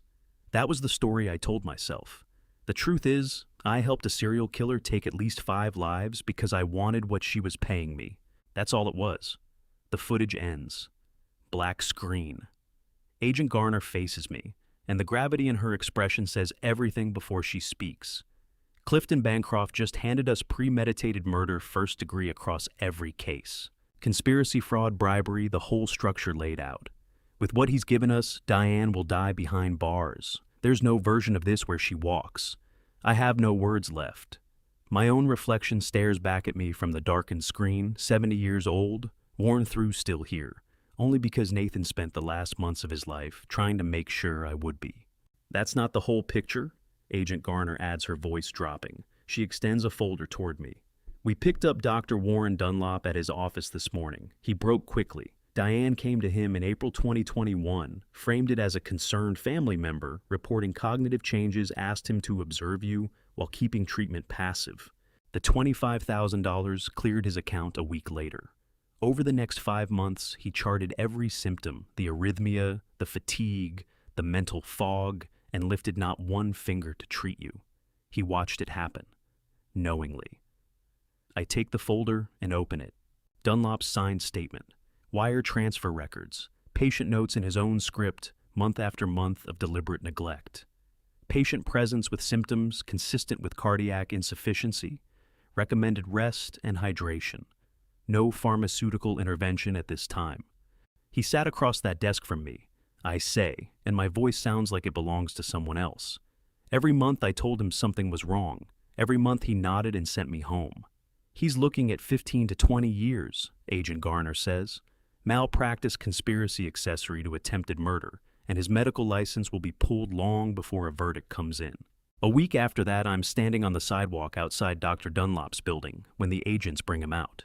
The morning is bright and ordinary. Through the lobby glass, I can see patients in the waiting room, people who handed him the same trust I did across 4 decades. His eyes find mine as they walk him past. His mouth opens. Nothing comes. You observed my death for $25,000, I tell him quietly. I hope every dollar felt worth it. The car door closes. I face away and start walking. One more thread in Diane's web cut. One more name on the arrest sheet. But none of it gives me Loretta back. None of it gives me Nathan. All it leaves me is the bleak cold knowledge that the people who destroyed my family will age and die inside a cell while I go on figuring out how to live in the space they left behind. On January 8, 2022, I stood before the federal grand jury in Nashville, Tennessee, and felt 50 years of living bear down on my chest like something physical. The chamber was sterile and sealed, no windows. 23 strangers arranged in rows, their features settling into a collective expression of grave attention. Lifting my right hand felt like raising something waterlogged. My 70-year-old arm shook under the weight of grief I'd been carrying so long it had become structural. Over the hours that followed, I didn't just answer questions. I pulled back the ground and showed them what was underneath. I had to account for the morning I reached for Loretta and found her cold. For the months of false comfort that Diane poured over me like something designed to keep me sedated. I described what it felt like to have my own body betray me, the heart stuttering, the mind dimming, and how a mind that once ran orbital trajectory calculations for NASA couldn't hold a thought from one room to the next. And I told them about Dr. Warren Dunlop, a man who had had my file for 40 years, who watched the numbers worsen month by month, and who cashed Diane's $25,000 and kept his mouth shut. The lead prosecutor was Nadine Orwell, precise, focused, with a quiet way of listening that made you feel like your words were landing somewhere that mattered. She didn't just extract facts. She made room for the full shape of what had been done. When I got to Nathan, something shifted in that room. I didn't describe him as a casualty. I described him as a man who refused to let it stand, who placed 17 calls to me at 6:47 a.m. Our old check-in hour, every one of them swallowed by Diane's interference while I was 30 feet away and deaf to all of it. When I reached into my jacket and produced Nathan's letter, the room went very still. The paper had gone almost soft from handling. I'd taken it out in the dark so many times it had lost its crispness. I read the line aloud, "This ends with us together." A man seated near the back couldn't hold it together. He wasn't alone. This had stopped being only my story a long time ago. What Nadine Orwell had compiled was a record of a son's ultimate sacrifice for a father who had no idea he needed saving. The evidence laid before that grand jury was a mountain of moral rot. Orwell didn't merely list Diane's previous husbands. She put their faces up for all to see. Russell Crowley, Clifford, Haverstock, Arnold Delaney. Men who looked like me. Men who had labored hard, loved deeply, and died alone because they opened their doors to a predator. The FBI had exhumed their bodies, uncovering the same chemical fingerprint of digoxin that had been moving through my veins and had stopped Loretta's heart. Hearing that scientific confirmation land in the room was like taking a blow. It transformed my grief into something cold and hard as a diamond. I wasn't testifying only for my wife and my son. I was standing up for the men who had no voice left to speak for them. By the time I stepped down from that chair, the grand jury didn't need much time at all. The indictment came swiftly and completely. Diane Voss Hartley was no longer my daughter-in-law. She was a defendant facing the full righteous weight of the federal government. The weeks leading to the trial were a different kind of war entirely. Diane's defense team, bankrolled by the very assets she had stripped from her earlier victims, launched a character assassination. They filed motions to suppress the wire recordings I had put my life on the line to get, claiming entrapment. They worked to paint me as a confused old man, a widower, adrift in a fog of dementia and grief-born delusions. They even produced a psychiatrist to testify that my recollection of the 3 days I spent wired inside that house was a fabrication of a shattered mind. What they failed to account for was the precision of an engineer. During the pretrial hearings, I sat just behind the prosecution table spine, straight holding the defense attorney's gaze with a steadiness that seemed to unsettle him. My entire career had been built on designing systems where a single misplaced decimal could cost lives. I had no intention of letting them blur the truth of what had taken place under my own roof. Judge Eugene Stanton, a man whose reputation for ironclad fairness preceded him, presided over those hearings with a visible and mounting contempt for the defense's tactics. The turning point came when Dr. Terrence Albright, the FBI toxicologist, laid out his findings on my cognitive recovery. He demonstrated to the court that once the digoxin had cleared my system, my mental acuity came back to a level that outpaced men 2 decades younger. Mr. Hartley is not confused, Dr. Albright testified, his voice carrying through the chamber. He is a witness who survived a systematic attempt on his life. When Judge Stanton denied the defense's final motion to exclude Nathan's journals, I felt the first real breath I'd drawn in months. The stage was set for April 15th. Diane sat at the defense table, her face a mask of porcelain calm, but I caught the faint tremor in her hands when the judge ordered her held in federal custody without bail. The performance was finished. The reckoning had arrived. The trial of the United States versus Diane Crowley opened on April 15th, 2022 at the federal courthouse in Nashville. The air inside the courtroom felt sterile, scrubbed clean of the warm Tennessee spring humidity waiting just outside the doors. I sat in the front row, both hands resting on my knees, steadied by the quiet presence of Harlan Pickett to my right. Across the aisle, Diane sat with her new legal team. She wore a conservative charcoal suit, hair drawn back in a soft bun. She looked every inch the bereaved, misunderstood widow, but I knew what lived beneath that silk blouse. Nadine Orwell, the federal prosecutor, opened the proceedings, not with emotion, but with a cold, precise grid of data projected across the courtroom screens.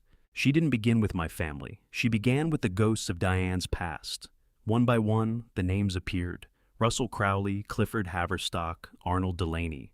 The jury, 12 men and women, whose expressions gave nothing away, watched as Orwell traced out a decade of carefully managed timelines. "This is not a case of tragic coincidence," Orwell told the jury, her voice filling the chamber. "This is a case of biological and financial engineering. Diane Crowley didn't just marry these men, she harvested them." The first 2 days were a grinding parade of expert witnesses. Dr. Terence Albright took the stand to walk the jury through the toxicology findings from Loretta's exhumation. He put up detailed chemical charts showing digoxin concentrations in her bone marrow. "The levels documented here," Dr. Albright said, drawing a finger along a sharp spike on the graph, "rule out any possibility of natural cardiac failure. This was a lethal concentrated dose administered within a 48-hour window." I closed my eyes, the image of Loretta's final labored breaths rising behind them. The jury audibly gasped as Dr. Albright explained that the identical chemical signature had turned up in blood samples drawn from me on the night of my staged collapse. The defense tried to shake him, floating theories about environmental factors or herbal supplements I might have taken. They cast me as a man with a fading memory and pre-existing cardiac conditions, but Dr. Albright held firm. He pointed to pharmacy records Nathan had uncovered, prescriptions filled under false names by a woman matching Diane's description, time-stamped and caught on grainy security footage that Agent Garner's team had retrieved. When Clifton Bancroft's recorded confession was played, the atmosphere in the courtroom turned toxic. His voice filled the space hollow and defeated laying out the business model he and Diane had refined together. He detailed the shell companies, the offshore accounts in the Caymans, and the specific bribe paid to Dr. Warren Dunlop. At the defense table, Diane didn't flinch. She took notes with a silver pen, her face arranged in an expression of mild academic interest. It was the most chilling thing I had ever witnessed, the complete and total absence of remorse. On the third day, the prosecution turned its focus to the murder of my son. They introduced the mechanical report on Nathan's car. The lead highway patrol investigator, a man who had worked 1,000 crash scenes, testified that the brake lines hadn't merely failed. They had been scored with deliberate precision. "This was not wear and tear," he stated plainly. "This was a calculated mechanical failure, timed for a high-stress environment, a mountain curve at speed." I watched the jurors' faces. A young man in the second row had leaned forward, his jaw clenched tight. A woman in the back was shaking her head in slow, steady disbelief. The grieving widow mask Diane had been wearing was beginning to slip. The evidence had moved well past circumstantial. It was an avalanche now. Orwell displayed the financial records from the very morning I nearly died, Diane's immediate calls to insurance adjusters, and the wire transfer requests she had already typed out, while the FBI watched through hidden cameras. "She didn't wait for the body to cool," Orwell said, her voice dropping to a quiet, dangerous register. "She didn't even wait for the ambulance to clear the driveway." The defense's bid to paint me as mentally unfit collapsed spectacularly when they called Dr. Dunlop to the stand as a hostile witness. Broken staring down 20 years of his own, Dr. Dunlop admitted on cross-examination that I was sharper than most men half my age. He confessed that Diane had coached him, told him exactly what to say to me, how to gaslight me into believing my poisoning was simply the inevitable decline of a 70-year-old heart. By the close of the first week, the United States versus Diane Crowley had become a study in the banality of evil. This was never about a crime of passion. It was about a ledger. As I prepared to take the stand the following Monday, I looked across at Diane. For the first time, she didn't look back. She was staring at the stack of evidence on the prosecutor's table, the black metal box Nathan had hidden, now tagged as Exhibit A. The truth was no longer buried under a floorboard in an old barn. It was out in the open, and it was devastating. The mahogany witness stand felt like the cockpit of an old aircraft, isolated, functional, and daunting. As I settled into the seat that Monday morning, April 23rd, the bailiff's voice announcing my name rang through the high-ceilinged room. I laid my hand on the Bible, the leather cool against my palm, and swore the oath. For 70 years, I had been a man of equations and blueprints, a man who believed that if you built a system right, it held. But my family system had been sabotaged from the inside, and today was the final stress test. Nadine Orwell approached me with a quiet, measured gait. She didn't begin with the poison or the money. She started with the silence. Mr. Hartley, tell the jury about September 2021. Tell them about your son, Nathan. I drew a breath, the courtroom air carrying the faint taste of floor wax and old paper. Nathan was a man of integrity. I began my voice steadier than I had any right to expect. He was a journalist who believed the truth was something physical, something you could actually find if you were willing to look hard enough. But in those final weeks, the truth became a wall between us. I thought he had abandoned me. I thought he was too caught up in his own life to notice I was dying. I looked directly at the jury. What I didn't know was that every single morning at 6:47 a.m., our old chess time, my son was calling me. He was screaming for me to listen. Every one of those voicemails cataloged what Nathan had uncovered about the woman seated at that table. I directed a finger toward Diane. She didn't flinch, her expression locked in porcelain composure. But not a single one reached me because Diane had made herself administrator of my devices. She wiped the calls. She suppressed the messages. She constructed a sealed world around me where I was isolated and my own son had become a ghost. Orwell introduced the digital logs Agent Garner's team had pulled. Row after row filled the screen, deleted, blocked, erased 17 attempts across 20 days. The room went utterly silent. This had become something larger than a murder trial. It was a record of a man being methodically cut off from his son. And the letters, Orwell asked, her voice barely audible. He wrote 3, I answered, my own voice dropping. He'd worked out he was under surveillance. He knew someone had gotten to that car. He didn't dare use the mail, so he tucked them inside the one place on Earth she'd never enter, the old barn out at Stonegate Farm. He wagered everything on the belief that I'd still have the sense to look beneath those floorboards. I stopped conscious of that letter pressing against my chest from inside my jacket. I found them after we buried him. I was reading his last words to me, while the woman who ended his life stood at my kitchen counter steeping tea she'd spiked with digoxin. The defense attorney rose for cross-examination, wearing the face of manufactured doubt. Mr. Hartley, you were 70 years old, grieving, and by your own admission, confused and fatigued. Isn't it conceivable that this so-called investigation is really guilt-seeking a target, a way to hold your daughter-in-law responsible for accidents and a natural death? Something settled in me. The engineer stepped forward and the grieving father stepped back. 40 years of my career went into building guidance systems for the Department of Defense. I can distinguish between a system that broke down and one that was deliberately sabotaged. Those brake lines weren't worn through, they were scored by a precise instrument. Loretta's heart wasn't failing on its own. It was overwhelmed by a compound no physician ever prescribed her. This isn't a grief reaction, counsel. It's forensics. I brought my eyes back to Diane. Something flickered there, not remorse, but a cold, jagged spike of fear. The doddering widower they had tried to put on display had ceased to exist. What remained in that chair was the man who had once put satellites into orbit, who grasped with perfect clarity how she'd taken him apart.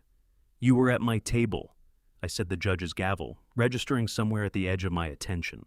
You held my hand while I wept for Loretta, and the entire time you were watching the clock, waiting for the poison to complete what you'd started.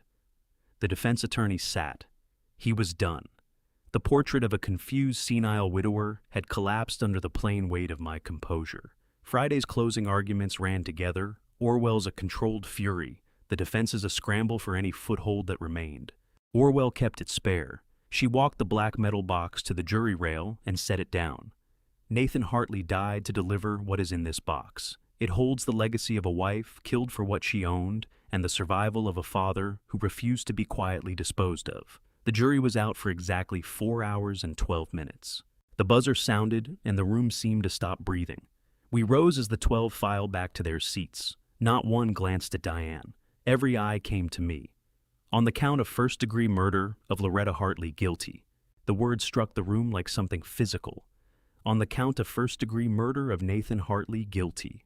On the count of attempted murder of Gerald Hartley, guilty. On the counts of wire fraud, conspiracy, and bribery, guilty, guilty, guilty. Diane made no sound, no tears. She sat there while the bailiffs closed in both hands, drifting back toward the cuffs, as if by reflex. Whatever had been holding the mask in place had finally given way, leaving behind an empty shell. A woman who had believed her own cunning was sufficient armor against the truth. Judge Stanton went straight from verdict to sentence. Diane Crowley. He said, his voice carrying the full gravity of federal authority. You are a predator without qualification. You hunted the vulnerable. You turned the healing profession into a weapon, and you killed a son whose only purpose was shielding his father. Every day left to you will be spent inside a federal facility. The Smoky Mountains are finished for you.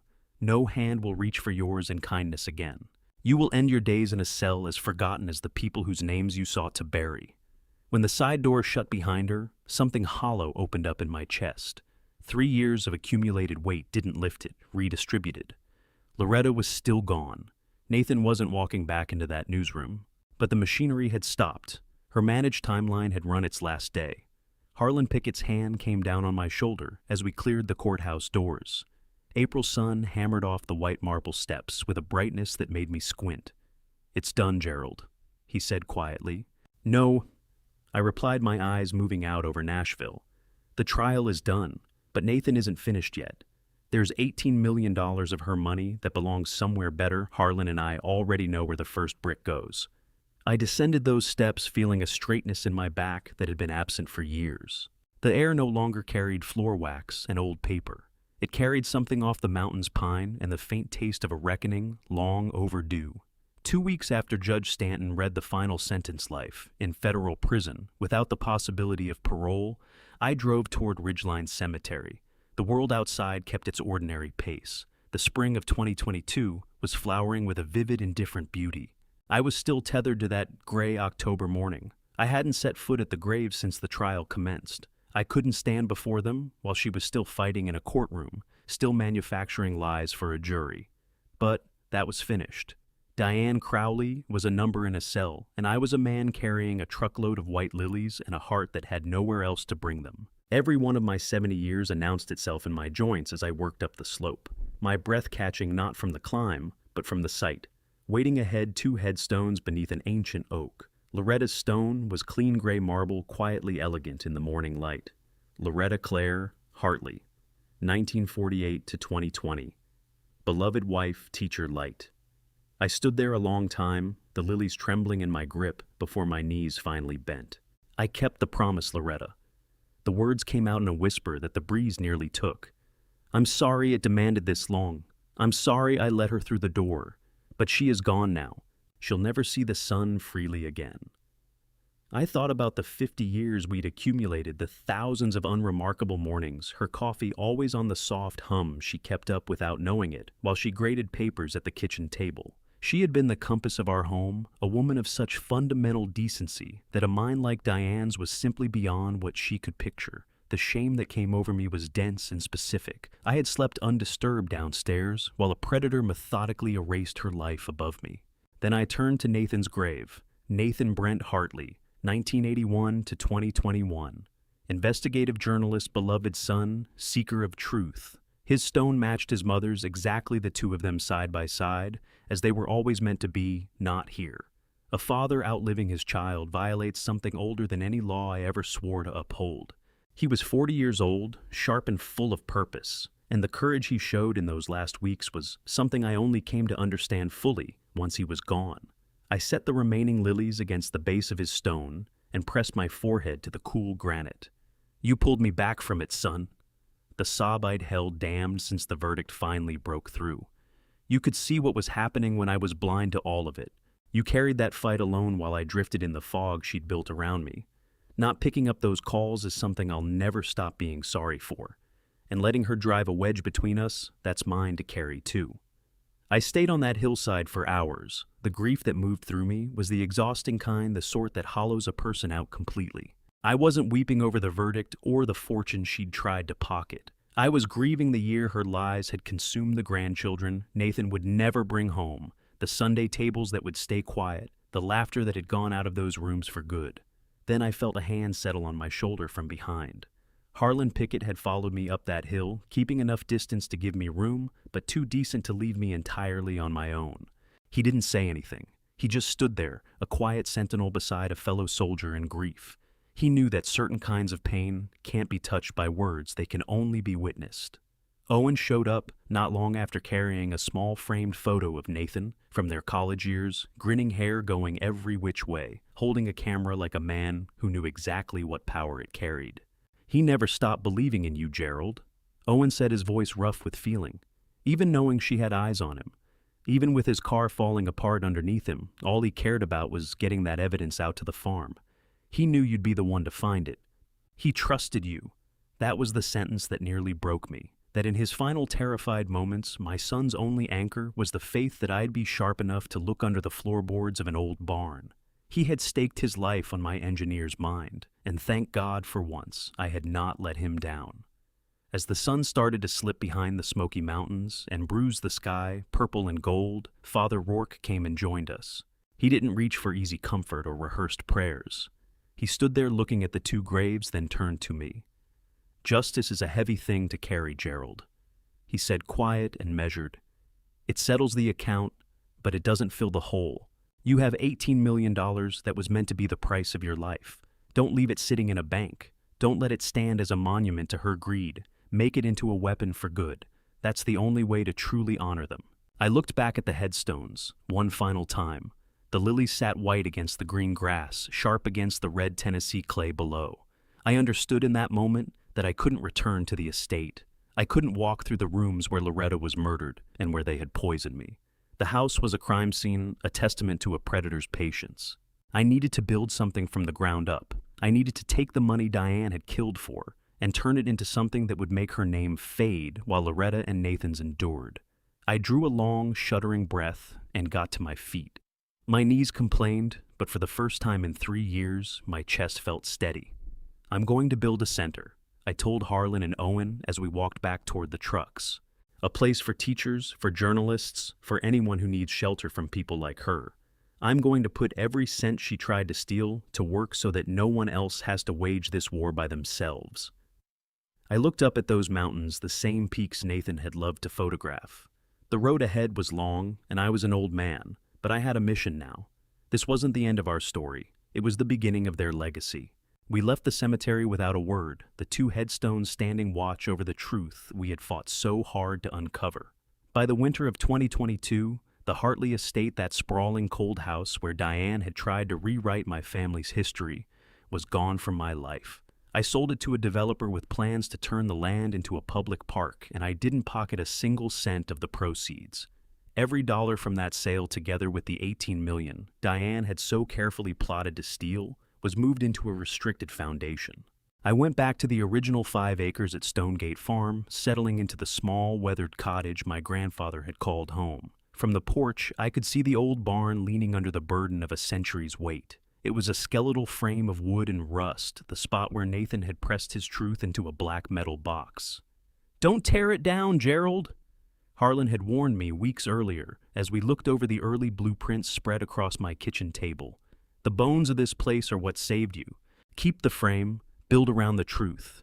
He wasn't wrong. We didn't level the history. We reinforced it. I brought on Bart Weaver, a man whose daughter had sat in Loretta's 3rd grade class 30 years ago, to lead the construction.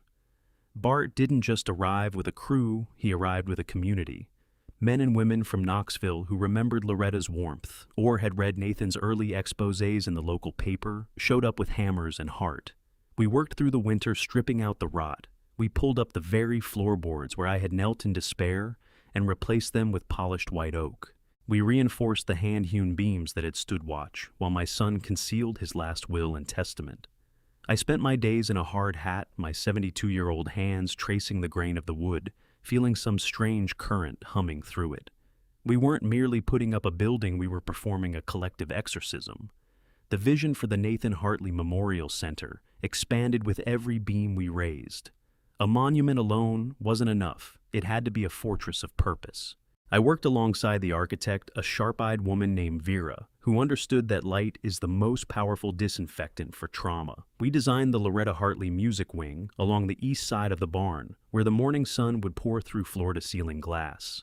I moved her Bosendorfer there, the one she had played every Sunday for 50 years.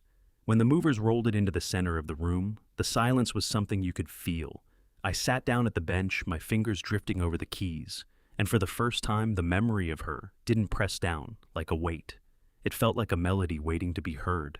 On the north side, where the shadows ran longest and the air stayed cool, we built the investigative journalism library. That was Nathan's territory.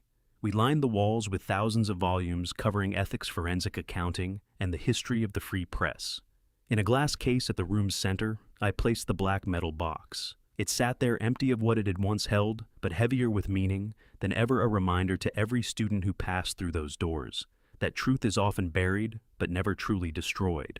We installed high-speed servers and a secure digital lab where scholarship recipients could track the kind of financial predators Diane had been. I wanted this place to be a lighthouse for people like my son, the ones who see the fractures in the world and refuse to turn away. The hardest part of the design was the south wing, the sanctuary. This section was dedicated to victim advocacy and legal aid. I worked with Dr. Sylvia Kettridge, the physician who had fled Diane's threats years before, to make sure the layout put safety and anonymity first. We built private counseling rooms with soundproof walls and concealed exits. We set up a clinic staffed by retired prosecutors who understood precisely how women like Diane worked the probate courts.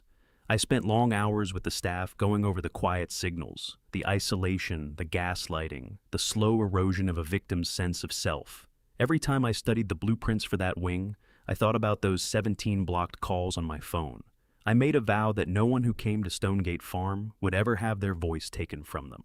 By the spring of 2023, the barn had been remade entirely. It was a striking marriage of old-growth timber and modern glass, a cathedral of wood and light rising out of the Tennessee clay. The smell of fresh sawdust and floor wax had finally pushed out the odor of neglect. Harlan and I spent a Saturday morning hanging the portraits in the main hall. Loretta's went up first, a candid shot of her laughing in her garden, her eyes bright with the kind of intelligence Diane had tried to snuff out. Then Nathan's intense and focused, a man who knew the clock was running, but whose sense of purpose never wavered. Standing between them, I felt a completeness that no court verdict could have given me. Justice had dealt with the guilty, but this place existed to protect the innocent. Opening day was set for June 15th, 2023. The week leading up to it was a blur. Local news vans lined the gravel drive, and the national papers that had covered Diane's trial sent reporters to see what the surviving engineer had built with his fortune. I turned down most interviews. I didn't want the story centered on me, the poison, or the 3 days I spent wired like a human trap. I wanted the story to be about the families already calling the center in search of help. Dr. Kettridge told me we already had a waiting list of 40 women in need of legal aid. That was the only measure of success that meant anything to me. The night before the opening, I walked through the center by myself. Moonlight streamed through the tall windows, throwing long, skeletal shadows of the barn's original beams across the floor. I walked into the music wing and laid my hand on the piano. I walked into the library and ran my fingers slowly along the spines of the books. Last, I made my way to the south wing and lowered myself into one of the counseling chairs. My thoughts went to the 3 men Diane had killed before she ever crossed my path, Russell, Clifford, and Arnold. I understood then that while I couldn't reach back and save them, I had built a place where their stories would stand as a shield for people who came after. I sat there in the dark a good while, an old man in a quiet building, listening to the structure breathe around him. For the first time since the funeral, I wasn't bracing for the next blow to land. I didn't feel that phantom flutter of a heart being worked on by poison. What I felt instead was a deep, settled peace. Diane had tried to reduce my family's history to a ledger, profit and loss, assets and liabilities, but she had failed at it. She was a footnote wedged into a dark chapter. Loretta and Nathan were the title of the book. I pushed myself up my knees loud in the silence and moved toward the exit. Tomorrow, the doors would open. Tomorrow, the first child would sit at the piano, the first journalist would crack open a file, and the first victim would find a path toward safety. When I locked the heavy oak doors behind me, I tilted my head back and looked at the stars. The Smoky Mountains were a ragged black cutout against an indigo sky. Nathan's letter was in my coat pocket, the paper gone soft with handling. This ends with us together. He had it right. We were together in this wood, in this glass, in this light. I walked back to the cottage gravel, shifting beneath my feet, and for the first time in 3 years, I slept straight through until morning without reaching for my own pulse in the dark. I was alive, and for the first time, I understood precisely why. The morning of June 15th, 2023 arrived, not with the thick, suffocating heat that usually settles over a Tennessee summer, but with a kind of clarity that felt like a formal benediction. In the valley surrounding Stonegate Farm, the air was still crisp, carrying the sharp, medicinal bite of highland pine and the cool sweetness of freshly turned earth. By 8 a.m., the long, winding gravel drive, once a corridor of isolation and grief, was flanked by a gleaming row of parked cars. I stood on the wide, refurbished porch of the great barn, both hands buried in the pockets of a charcoal suit. It was the same suit I had worn on the final day of the trial, a garment that had once felt like a burial shroud, but now sat on me like armor. From that vantage point, I watched a living legacy take shape below.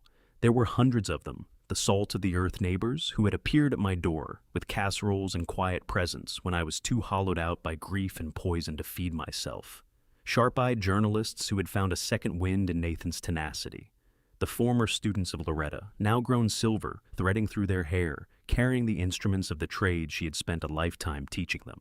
To my left stood Harlan, his posture as unyielding and straight as a midshipman at inspection. To my right was Owen, his fingers moving over the worn leather casing of the vintage Nikon camera, the very tool Nathan had used to document the first fractures in the facade of the Crowley Empire. The ceremony was kept deliberately brief.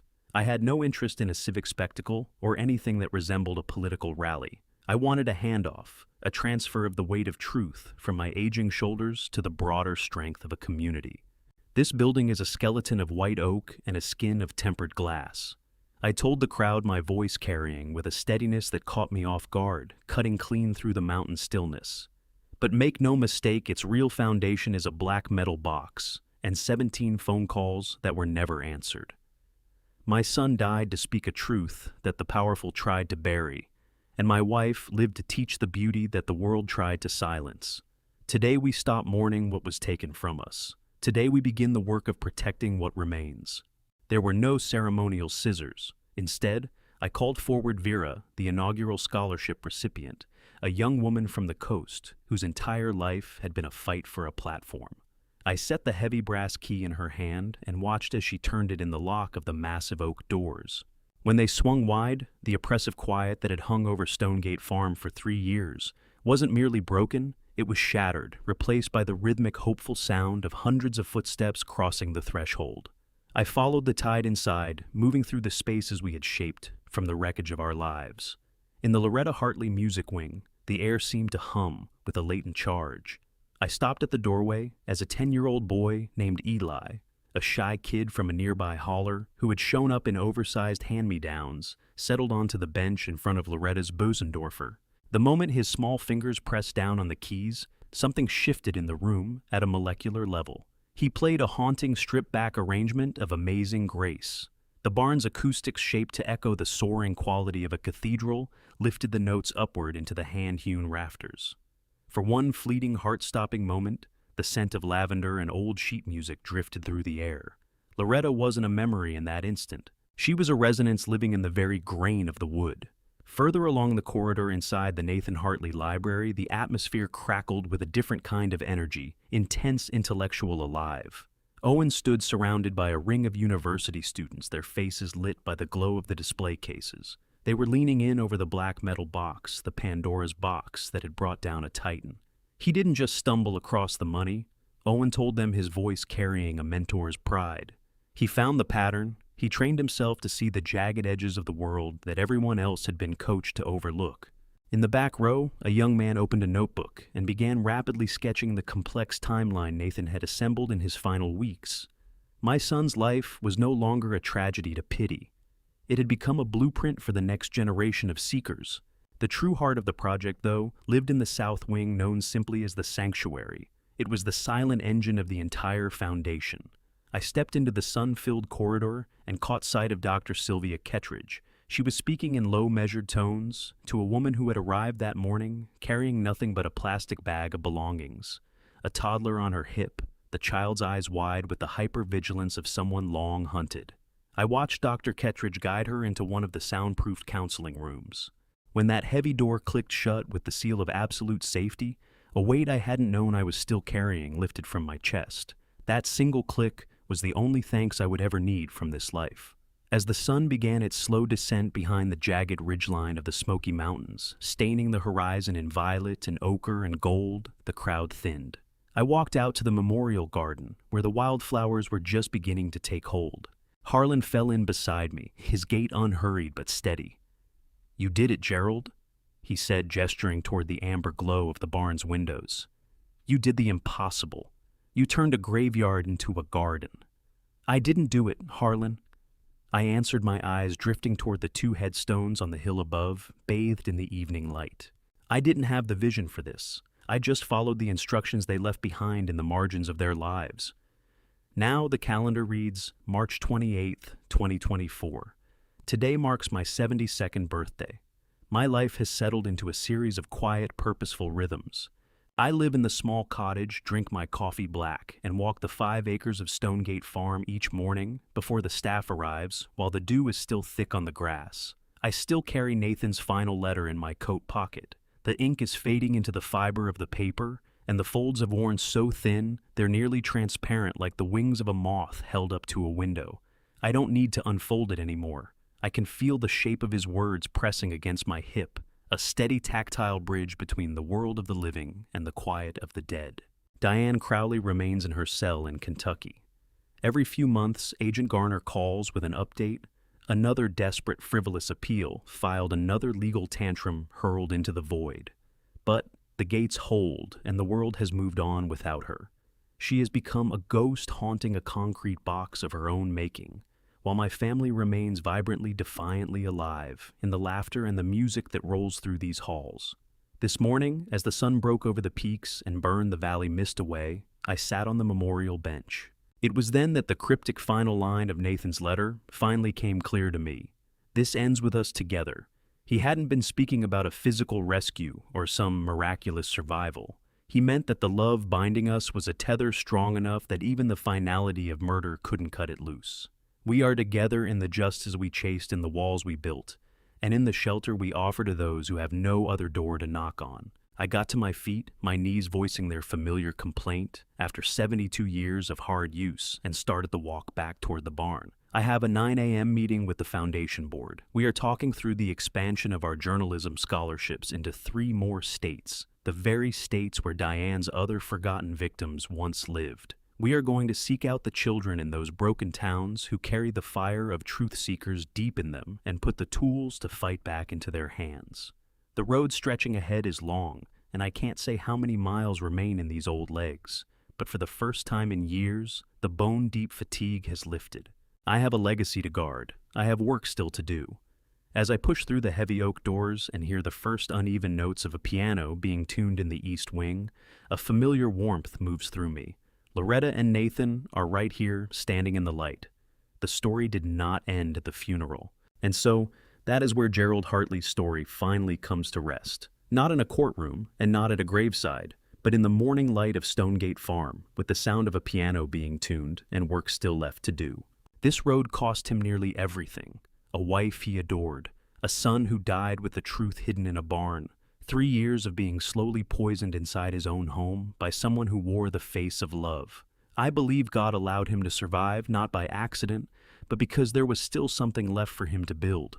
The most painful seasons of our lives are sometimes the very ones being cleared to make room for what matters most. Here is what I take from Gerald's story, and what I hope you carry with you. When something feels wrong in your own home, trust that feeling. Silence is not the same as safety. The evidence you gather with patience will always speak louder than the accusation you make in anger. Take your time, build your case. Never let grief make you careless. The people who wish you harm count on you being too broken to look clearly. And when justice finally comes, use what remains. Turn the wound into something that protects the next person who walks through. I've heard from so many of you who carry stories like this. Stories of father figures betrayed, of dad's revenge quietly and righteously. One of families rebuilt from rubble. This channel exists for those stories. For the fathers and sons and daughters who fought back with the only tools they had, left truth and time. If this story moved you, please share it with someone who needs to hear it today. Leave a comment below and tell me what stayed with you.